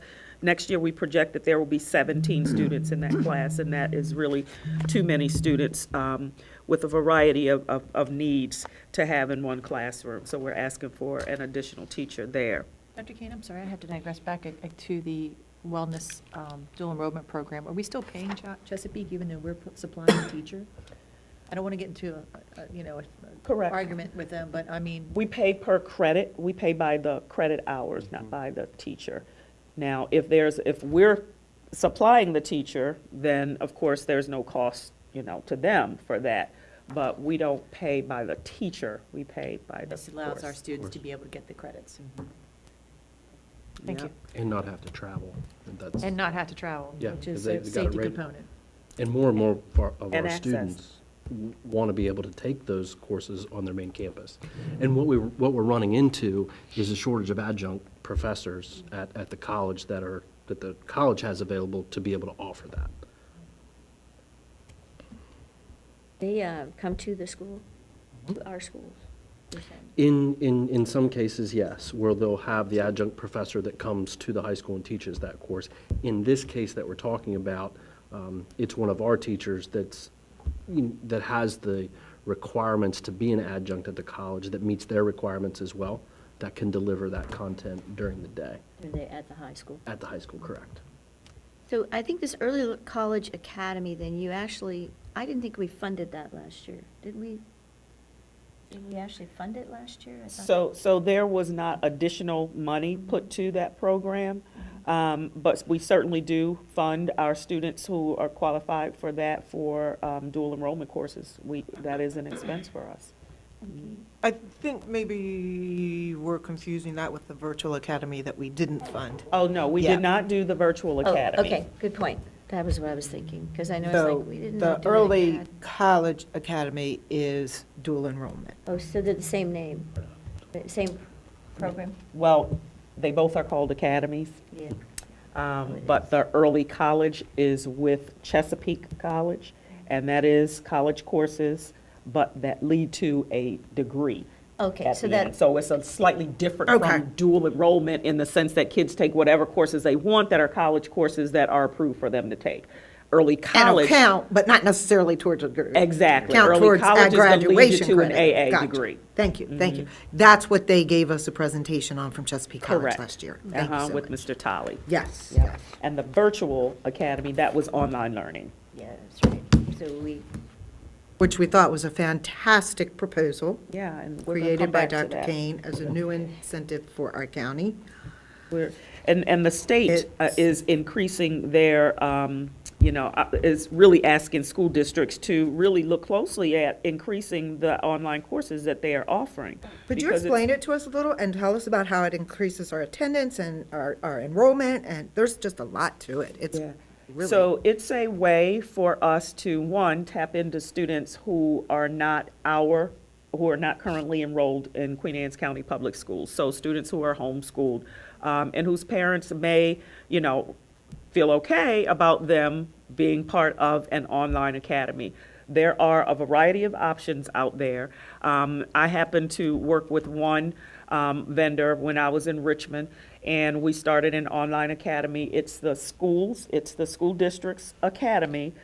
You operate it through a vendor, and you have an opportunity to earn revenue for bringing in students who you did not have enrolled in your school system previously. So it may be, and different vendors do different percentages, but you may, if we pay about $7,700, if it costs about $7,700 per student, we might earn half of that. So the online academy that we did in Richmond, we were able to earn $800,000 our first year out. I enrolled about 1,100 students in that, and that was from across the state. We wanted to be sure that there was interest in Queen Anne's County, because we know that we have about 200 students who are homeschooled in this county. So we did put out a survey. The survey, we basically were asking if folks were interested in learning more about it, and it showed that folks did want to learn more about it. And so, it's a matter of sharing the opportunities with folks. So that's one way that you can look at it. Another opportunity would be for our currently enrolled students. And this would give them another option. And we use several different vendors for online learning. And I'm not calling out vendors, that's not the revenue, the place for it here. We pay for that, we don't earn revenue for that. And sometimes you're able to, negotiate services when you're working with these vendors. So if I'm bringing in students from the county that I do not have currently enrolled, and say the vendor is getting half of that income for the students and we're getting the other half, that vendor may be willing to educate our currently enrolled students without a cost to us, or at a minimal cost to us. So there are different ways that you can, negotiate how that happens with your currently enrolled versus your newly enrolled students. So it's another avenue for students to get the courses that they need without us having to hire teachers to do it. So we it's make that money because we have a higher enrollment, so we get a higher. correct. Okay. That is Enrollment, correct. we were unable to count in the past. Correct, because those students are homeschooled, they aren't our children. So that Fills a was, need. there, It fills a need.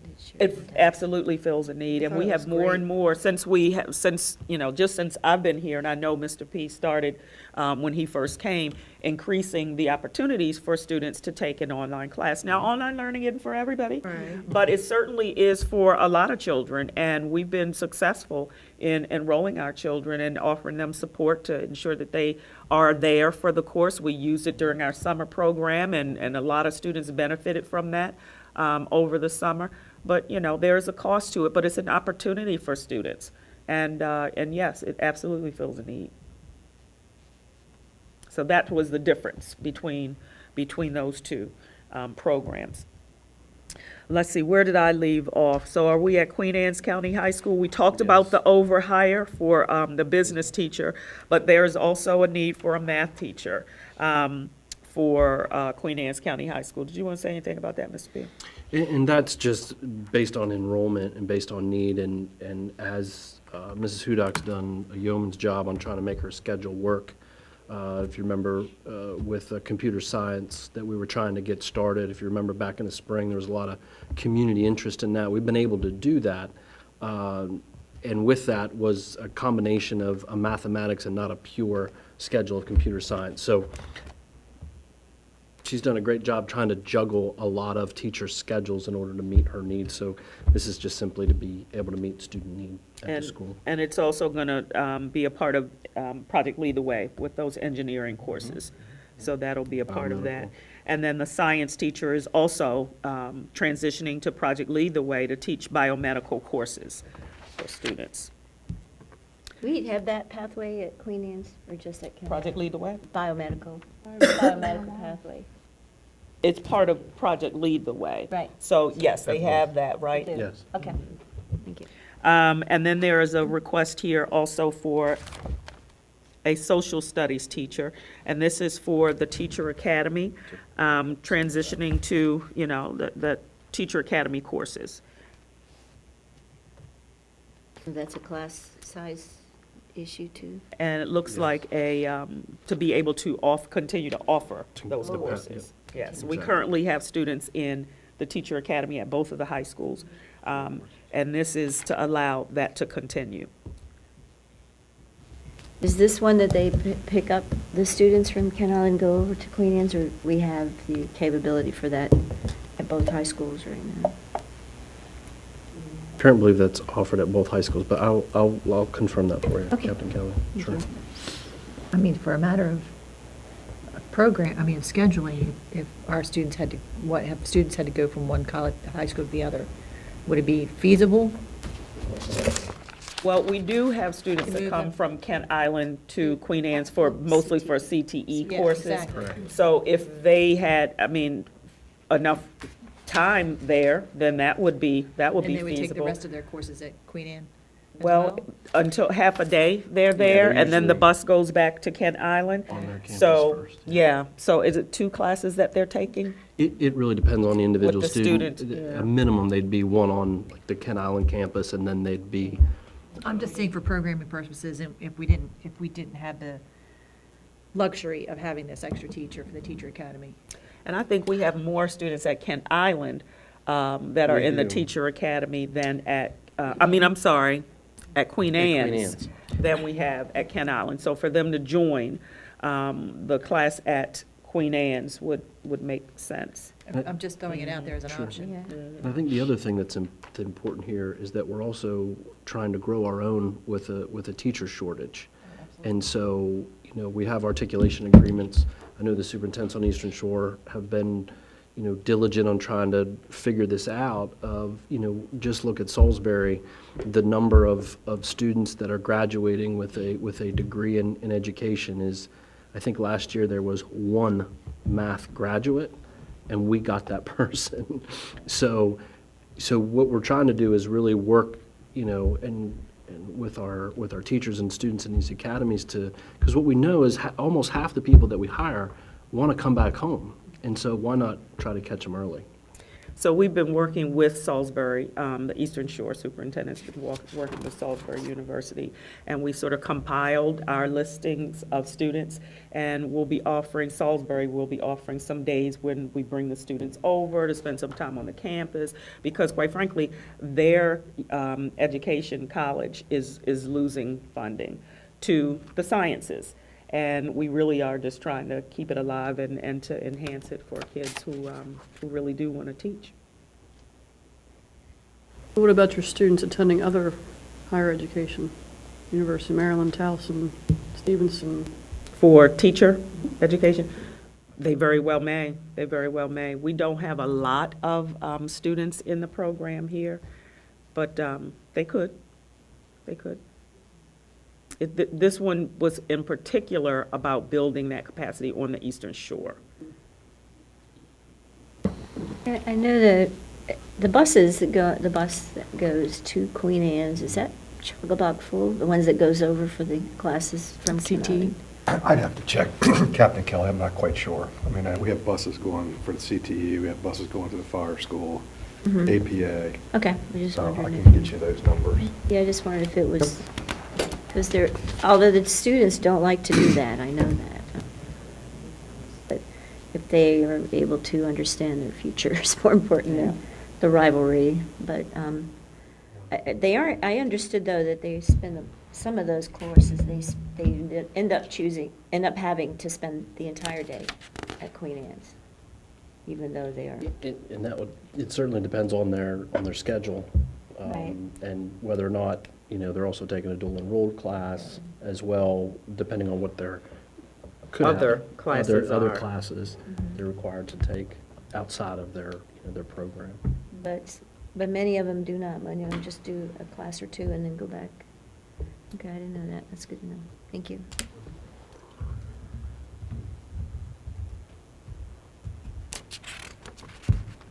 So Dr. Kane, by my count, that's 11 of the 16.5 peer effect class That were size. about class size or scheduling, offering courses.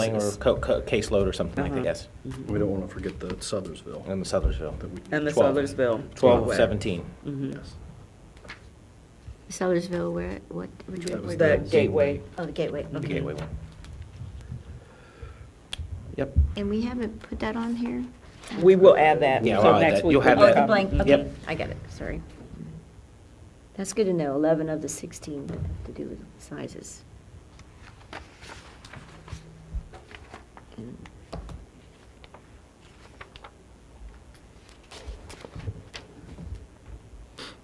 Thank you. You're welcome. What else might we be able to clarify or answer questions for?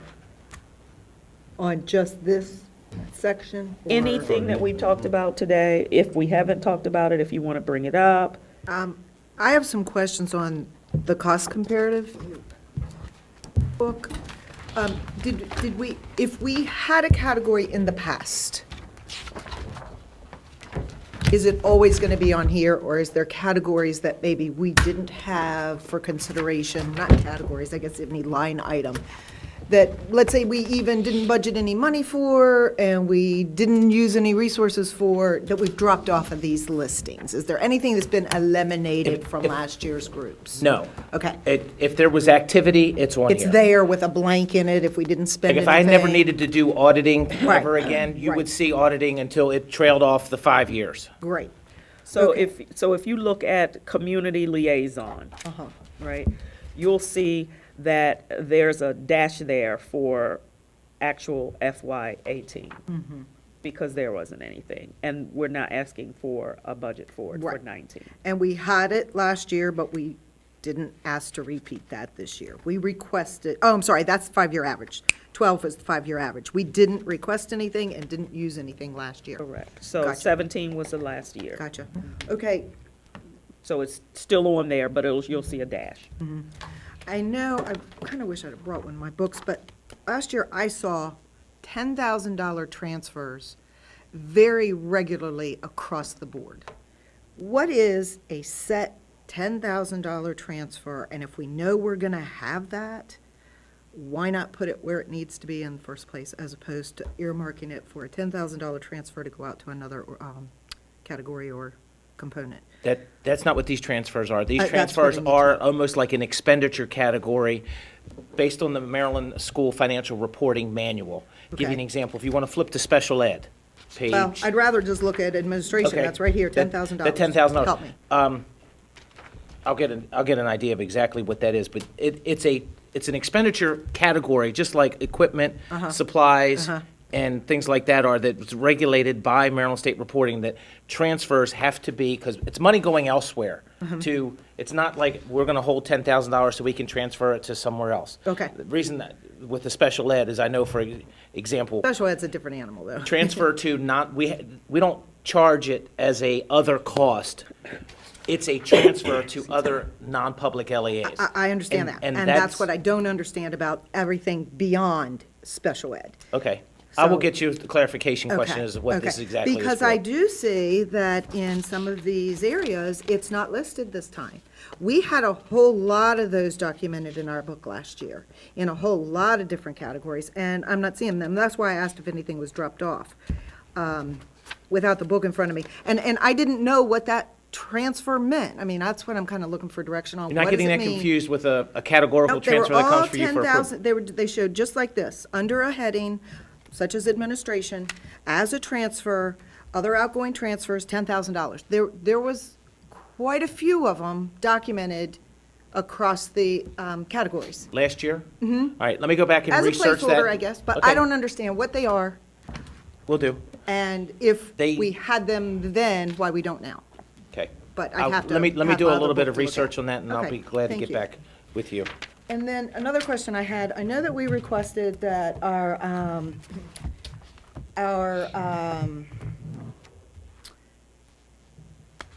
principals keep, well, actually, I think we requested that our entire staff keep a log this past year, of their mileage, so we could do a cost comparison to paying a mileage amount based on the federal requirements, as opposed to giving large lump sum mileages to That is everybody.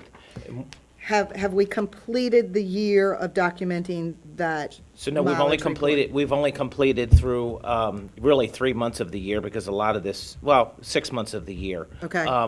And I have staff working on that to get you some kind of a summary at some. Maybe for a within quarter, yeah. In a What quarter it or something like that. cost us a quarter if we did it that way. Obviously, yes, Because these payouts are a large amount of money. yes. Just to take the first one, not to single anybody out, but auto allowance on the first salary and wage list is going up this year from What page are you on? $8,000 to 18. First Very page. front. I'm just doing, Thanks. whatever No, that's is fine. closest. Administration, auto allowance, in the past, we've allowed 8,000 or so. Last year, we budgeted 12, and now we're asking to go to 18. That's a huge increase. And I see auto in a lot of categories, and I was thinking that our mileage log we asked them to keep Yes. might show that as a more beneficial process to follow. I know years ago, we paid that way, and it was analyzed that it was cheaper to do a payout, X number of dollars. They managed their money their way, however they did it, and it saved us money by paying by the mile. That was quite a while ago, and we don't know if that's still the case now. So we Right. wanted a little comparison. Yeah, and we have been tracking, and all the administrators have been asked to go in there and do that, but I will get you a Because I think the quarterly comparison. administrators, the principals in that group, that was like an $8,000 stipend. Yeah, it's based on some mileage Yeah, calculation yeah. that's in their contract, And we yes. kind of figured out what it costs to go from school to school and do the whole round circle, and then figured out the mileage, and we felt like we could be overpaying this, that this could be something that maybe we could save some substantial dollars on. But, so why would our allowance under administration in the first block jump so high this year, from 12 to 18? Okay, so keep in mind what you're seeing here, this is not budget. This is basically actuals and budget where we are today. This has nothing to do with the request that we're going to be asking for FY '20. So the increase to 18, I would assume, was based on prior history for where we are today. Now, Okay. to your point, if we decide we wanted to cut that in half, then Okay. in your 20 budget, that would only show a $9,000 charge. But so you're seeing the actual expenditures from prior year, Okay. and then where the budget is So here. when are we going to see these filled in? What our request is going to be for For this FY '20? budget? Yeah. There's no numbers filled in here. Okay, so I would assume that would be part of our process going forward from here, as we have these questions and these concerns, that we then would populate this with what's going forward. Right now, if we were to take 19, we would just roll it over to 20. Your 20 budget would have $18,732 there. All right, well, we're working on the FY 2019 budget. We're 19. we're working on the Oh, 20 budget. Okay, for school year 19 to 20. Okay. 2019 to 20. Correct. And so we haven't got numbers on these yet. Is that right? We Okay. have, Okay. this is your first work session to Okay. determine Okay. how we are going to allocate our FY '20 dollars. This is more of a historical perspective. This is I guess how I many just dollars are in wasn't the current year expecting budget not that to we're have sitting these in the middle numbers of today. Okay. And then 5 Okay. years of expenditures. Okay. So you'll help me out with transfers and Yes. what they really mean, Yes. and if there were any that we took out, and you'll Yeah. help me out with, maybe a I have to quarterly admit, that one report on confuses me mileage. because I don't recall those being in other places, but if you see something and I can't, It please didn't let me jump know. out at me until later, Okay, long after the process, okay. that Well, I didn't know what they were either. Yep. So that's why I'm asking. I'll do a historical. The Absolutely. intern, in that same administration, intern support services, we haven't done that in several years. What was that? Where are you? First page, right here. I don't know. First Under page. administration, We have a student $716 was We our have a average. student intern at some We point? didn't Was know the yet. student intern? Okay, The- okay. So then, right minute. above that, the $2,000 we had put down for other compensation for this year. I was just wondering what we were spending that on, I've forgotten. It went from 9,000, 5-year average was 9. We hadn't done it in many years, but we put 2 into the last. I'll have to go back and look. Okay. I'll get you some details. Just don't know if that's something we'd need. Yeah, what was that? Okay. Good All question. right. I have a question. Looking at special education compared to transportation, the drivers listed in transportation, are those the special needs bus drivers? But they're Yes. not under special education? Can you say That again? are, if, I what don't see page are any you on? drivers in the What- special education budget piece, What- but what they're under page are you on? transportation. It's page 10 for transportation. Drivers listed in the top section, salaries and wages, those drivers are specifically for county-owned buses. County-owned, yes. Yeah, So but special look at- education, Yes. but they're not part of the special education budget? not by state category. Okay, The overriding factor is transportation. Their job is transportation, even though they're transporting special ed students. They're, by state category law, we have to report them in the transportation category, because that's what they're doing. okay. Do we So then it kind of take, gets into the who, what, why, when that we've talked Right. about before. Right. So But you the couldn't underlying put these- thing is those costs are reflected in the transportation category, even though some of those transportation expenditures are related to special ed services. and get reimbursed from there? Yes. Especially- Just like especially you'll the see second person, athletics, right? the cost of a field trip, even though it's an instructional field trip, the cost has to be shown in transportation. Gotcha. Okay, and So- then my next, oh, go ahead. They're related to your question about the drivers, the attendant. Is that included in transportation or in special ed? The That's attendants extra. should be included also in transportation. Oh, okay. So those drivers can't be pulled for a substitute on a regular route because those are contracted routes? Correct. Okay. We wouldn't have nearly the amount of staff to do that, to cover a regular route. Since we're on transportation, you had asked how many students ride the bus from Kent Island to Queen Anne's for CTE. Currently, there's 35 students, along with 16 students that ride that same bus for APA. So you're looking at around 51 average, you know. For the bus? But you have, in a Yes. scheduling issue, you have them all going at once, or it's For the split up? most part, we can do it at one time. Okay. There are some times where it pops up, we, can't, based upon the semester, but for the most part, we try to get them all on there. And in the same token, do we have students who drive There their are own some, car? yes. Yeah, There are that's some. just our students that ride that bus on a fairly regular basis? Okay, Some of the fire academy students drive. Right. Because they've got a lot of gear. right? Okay, so my next question was under, it's on page 4, towards the bottom you have band athletics divided between the two high schools, I'm assuming, Queen Anne's and Kent Island. Yes. I don't see anything for dance, choir. Is that all under band? Or do they not have a line item budget?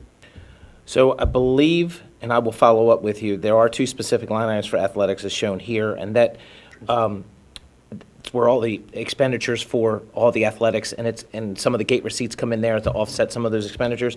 As far as band, I believe it's the same setup, but as far as dance is concerned, you're going to see those costs in your regular instructional categories. How about choir? Same thing. Same thing. All kind of combined with music. Why is that? But again, the 599, Because they're that's really, classes. this is equipment related. With the number beginning with a 5990, that tells me that's equipment, which So your instrument athletic. stands, Again, we go back to that under $5,000. So an instrument stand, I don't know the cost, but an instrument stand seems to me would be much cheaper than $5,000. So that would show in your supply allocation. It would not be allocated here. So keep in mind that what you're seeing here is by what they're buying, not necessarily the program that's buying it. And that's So why like it's your under music, supplies your and choir, all materials. of that's going to be combined into, just like your art supplies and everything else, under your materials of instruction at this Okay. point. so this budget money pays for what then? This 5990? Supplies and materials. The I can get you some 14 details, but basically, I believe the athletics, that's basically your officials' money, isn't it? Officials, yeah. Well, I'm looking at the band, So again, you're talking about stands, you're talking about extra instruments. Instruments. Okay. I can run a report and get an idea of That's not what the band types of uniforms, though. That's- expenditures are running through that The account. uniform, no, that's a We used to total have, separate we used to issue. replace stands all the time. I was Yes, and a band No. booster president Yeah. for years, and let me tell you, we went through them like crazy. Yeah. And this They're pretty- budget is for all schools, not just one school. Both This schools. 14,000 is for, Both schools. okay. Kind of like classroom instruction materials for, The district. yeah, yeah. $500,000 for all MOI, district-wide. Any idea what the miscellaneous is in that category? We'll find out. The 8, yes. $8,000 Miscellaneous. Okay, miscellaneous. we'll find out. Yeah. Okay, thanks. Yeah, just line by line.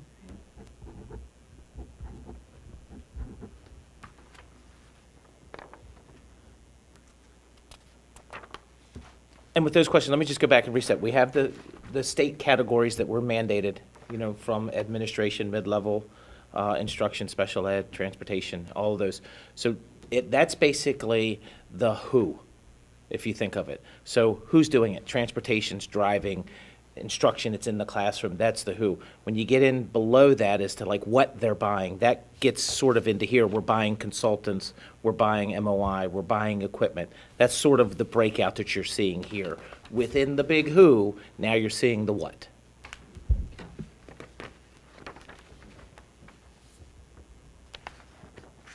And these categories are mandated by the state. Yes, ma'am. Yes, ma'am.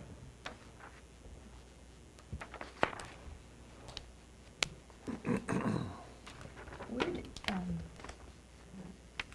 forgot my question.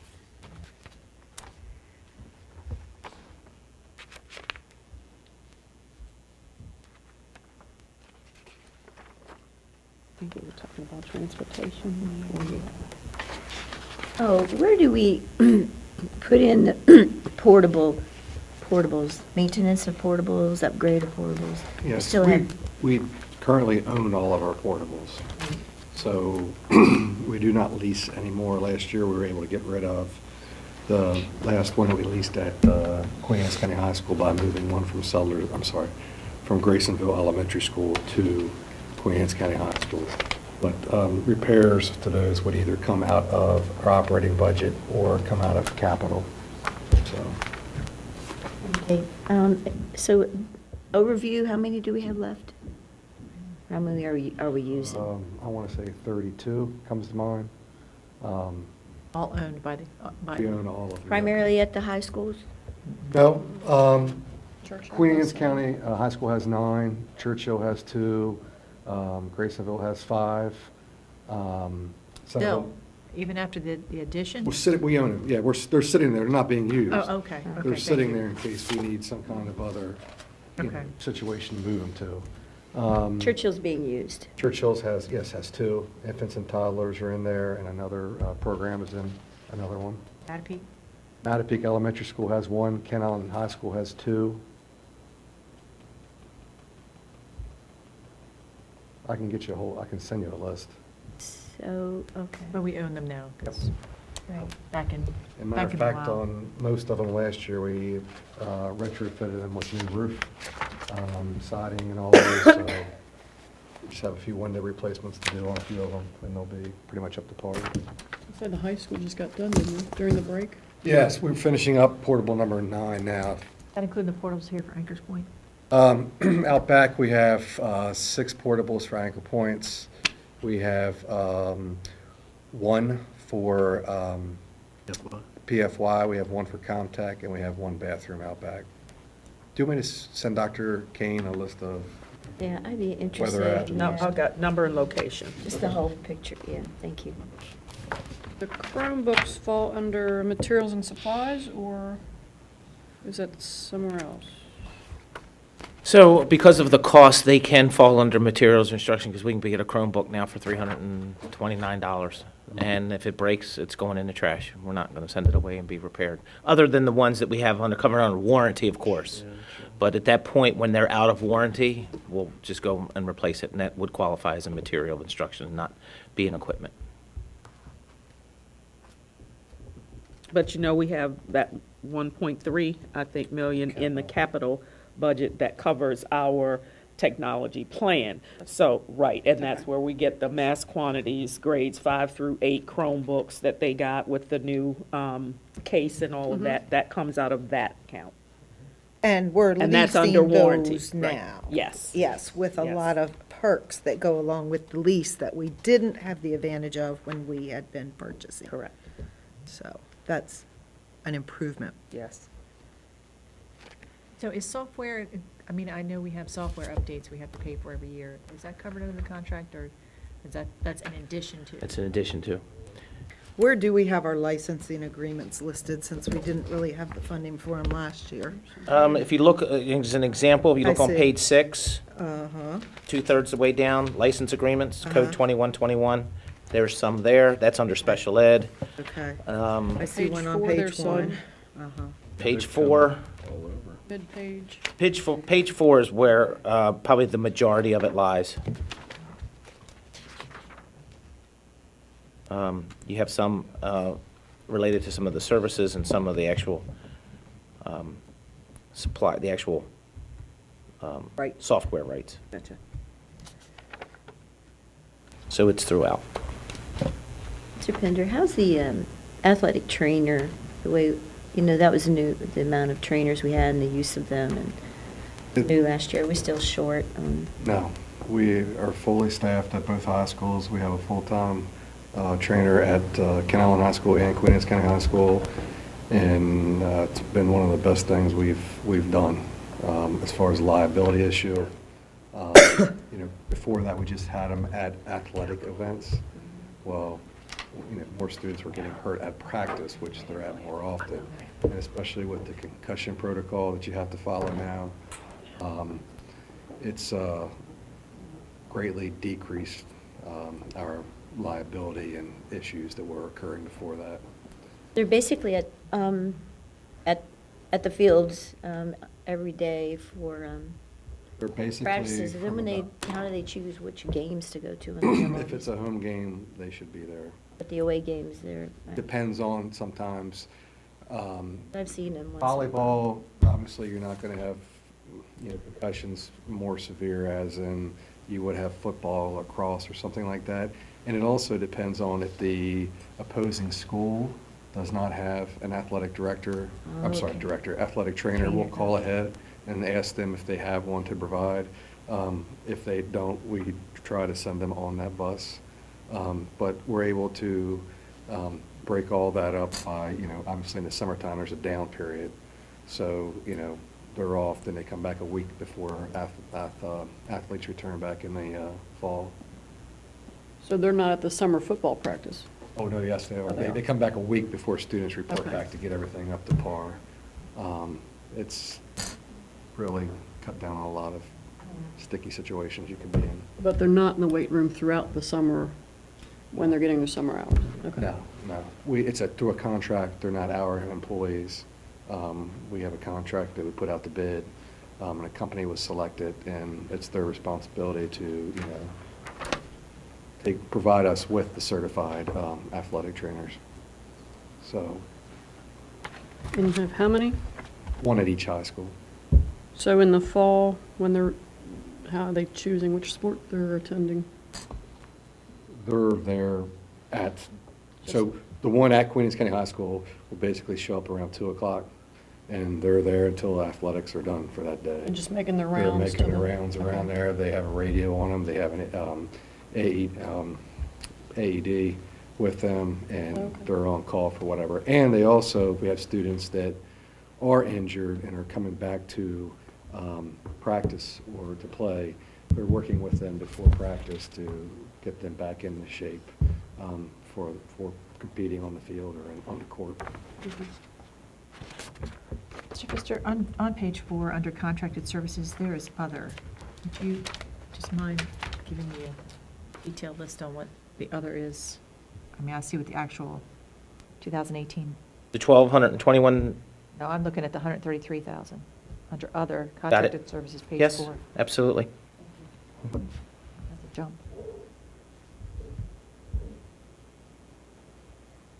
This document right here, maybe the date at the top. Okay, certainly. I like to keep you guessing, Sure. but I will put a date there, That's what I'm saying, that's what I Yeah. see. That's why I'm asking. because it is a fluid document, so that makes sense. That's why. Yeah, I know. Jump there and then nothing. That's what I-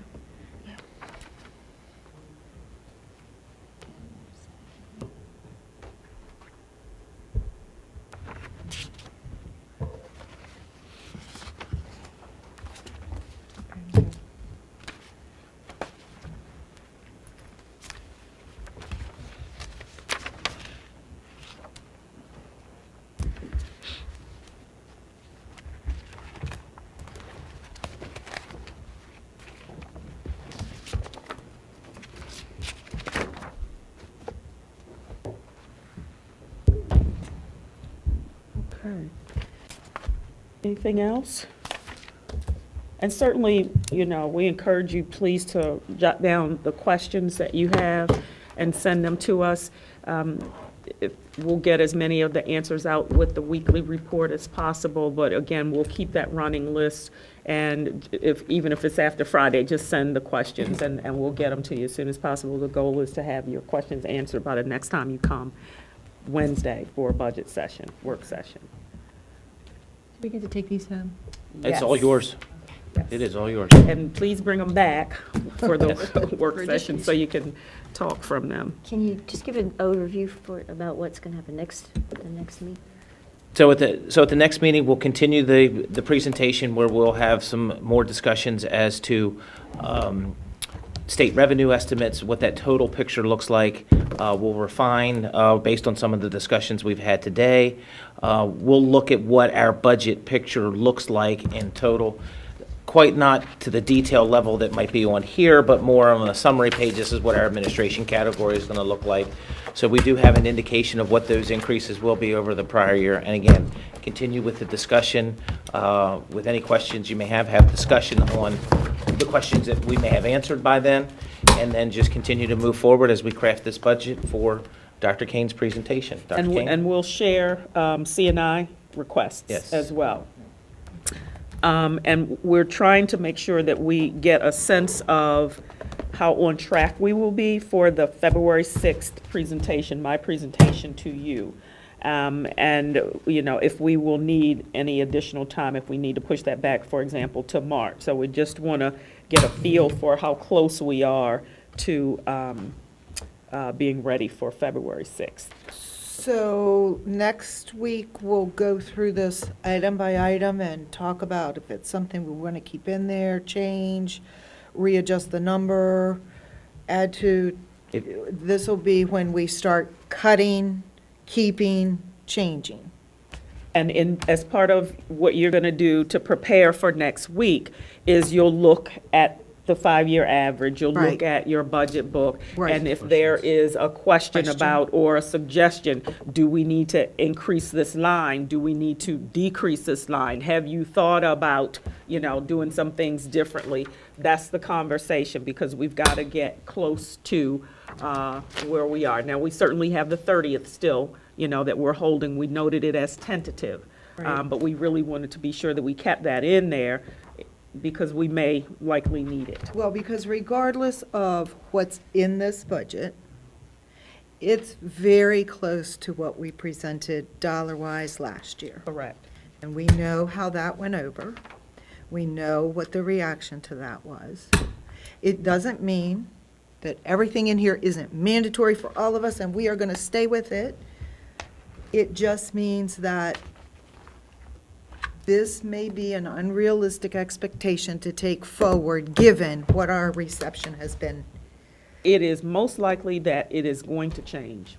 This is going to change. Correct. Yes. Absolutely. Correct. So we But kind of next have to week- have in our minds where we want our bottom line to be and why. Well, next week, yeah, in that regard, maybe next week when we do this, we should hold out a half hour of a closed session to talk strategy. When we because- don't have to be super careful what we say.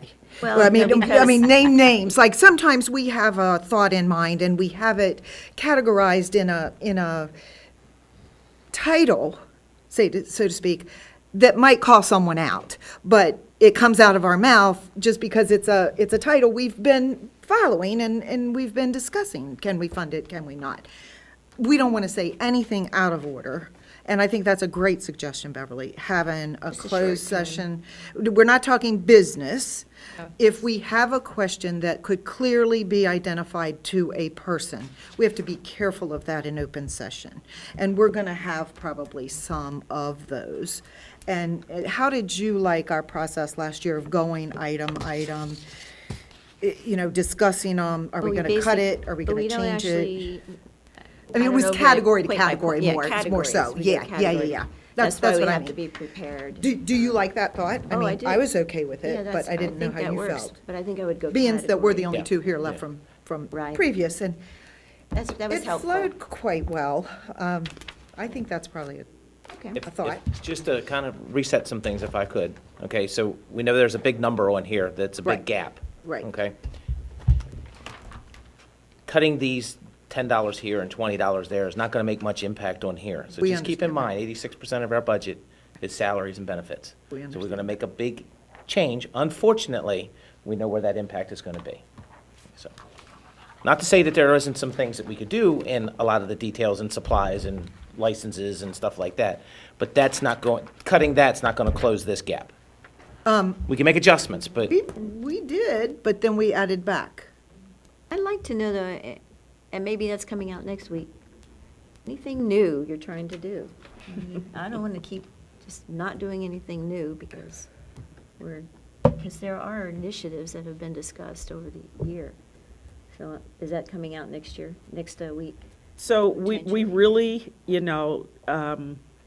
Virtual Academy. for Virtual example. Academy, we certainly can talk about that. We wanted to share with you, once again, the needs for our communications office. That was that's an expense because the needs are a little different. So we can bring that forward. But we weren't planning any big changes. I guess For what I the worry obvious about is, reasons. as a school system, I mean, you can't just stay stagnant No. and be responsive to the public and to the Right. students. Stagnant on our request. Right, right. If we're stagnated on our funding, that's not our call. And you know And my we- feelings on that. Ask because for last it, you're year I not was going all to get it about, if you don't let's- ask for let's it. talk, that's Exactly, right. and we supported that. Exactly, because my role as a superintendent by law says to present your estimate of needs. What do you Exactly. need in your school district? Exactly. And, it didn't take but one budget season for me to learn that, that may not be the approach that's most well-received in Queen Anne's Right. County. So, Right, but you by the know. same token, we're not just some podunk county. It's Right. important that we You know, offer I'm all things. about it. So I don't mind coming out with a couple of new initiatives that you've been Okay. chawing at the bit for. And, but, I mean, that may not fit in the whole picture, but at least I Well, want to and- move and- We are forward. happy to share. And I Happy. think what also we can't miss is that this is basically the request we've been making. And it doesn't change year to year when it doesn't get approved by funding. So you don't get to hire the number of staff members you need, and you don't get to do a lot of the things that we need to do. You're still going to have to ask for those items and perhaps then some next time, because our bills have to be paid. And we have to move forward in our needs in the classroom for appropriate staff. We have to compensate the staff we have. That's an ongoing escalation as you move along year to year. When our funding doesn't do that, same requests keep coming forward. I mean, our principals are pretty dead on with what they asked for last year. And So- that's why you saw those Yeah, same positions come yeah. back, because the They need still is need still them. there. They still Same need them. basic number. I 60. know. And I'm with Bev with new initiatives and things like that. We would love to fund them all. We love hearing them. We want to We- be a competitive county. We ought to be able to at least go to the commissioners with all this solid justification for this and say, let us do at least one new initiative each Yeah, year, because we yeah. need to move forward, and that's what the business community's been telling us. Right, right. Every, A- you know, And not to it's- deny our entire request for new staff members. That this is well, I know for 2 years, the entire request has been denied. We didn't get any new hires last year, and we didn't get any new hires the year before. We didn't get them any in too. 2013 And- and and that's- 2014 and 2015. And And that we is and we lived- difficult. We lived with MOE, which Mhm, mhm. ended up being a reduction. in- Yeah. And our student needs are top priority. I mean, absolute top priority. And I'm sure your schools are being very conservative in their request. Probably. Without a doubt. They recognize the financial situation that we're in. Everybody is very realistic about not wanting to be in an adversarial position with our funders, but still at the same time presenting the needs, the most critical needs of our schools, which is why we came today with the needs of the schools first. Because whoever is in front of children, whoever impacts children in any way, I don't care if we're talking about the teacher, the administrator, the cafeteria worker, the teacher assistant, the custodian, it doesn't matter. The electrician. Direct Exactly, student they contact. impact children. And so those are the positions that you saw today. Minimum number of. Exactly. Yeah. Okay. Oh, Does we anybody appreciate have any it. other, everyone understands where we're going with this? Just make sure we're clear. Okay. Clarify the meeting. Thank you. I will. Okay, so the next item is the future meetings. Just to clarify, next Wednesday is an important work session from 5 to 8. The 30th, the next Wednesday, potentially, we may need it if we can resolve everything the superintendent needs to create her recommended budget, then we won't hold the meeting on the 30th of January. February 6th is the superintendent's recommended budget to be presented at the monthly business meeting. At February 13th, we have down a budget work session, and then the 20th would be another work session, and we didn't put in here if needed. That's a regular. That's the regular one, that's the 11 a.m. That's the regular. 20th. Okay, I'm sorry, From regular, 11 to 2. and that's from 11 to I 2. mean, we need some exceptions. I think our only tentative was the January. Right, got it. Yes. Okay, So- any questions about the scheduling? Yeah, right now we're Anybody paying good? them. with- Okay, can I because have a of the motion to miscommunication, but don't worry close right now. the meeting? It's So not good. moved. Can I have a second? Mrs. Wright? Board members, please respond when I call your name. Captain Kelly? Aye. Ms. Harper? Yes. Ms. Harlow? Yes. Ms. Morset? Yes. I have 4 in the affirmative, and motion carries. Okay, meeting is adjourned. Thank you. Great. Thank you all.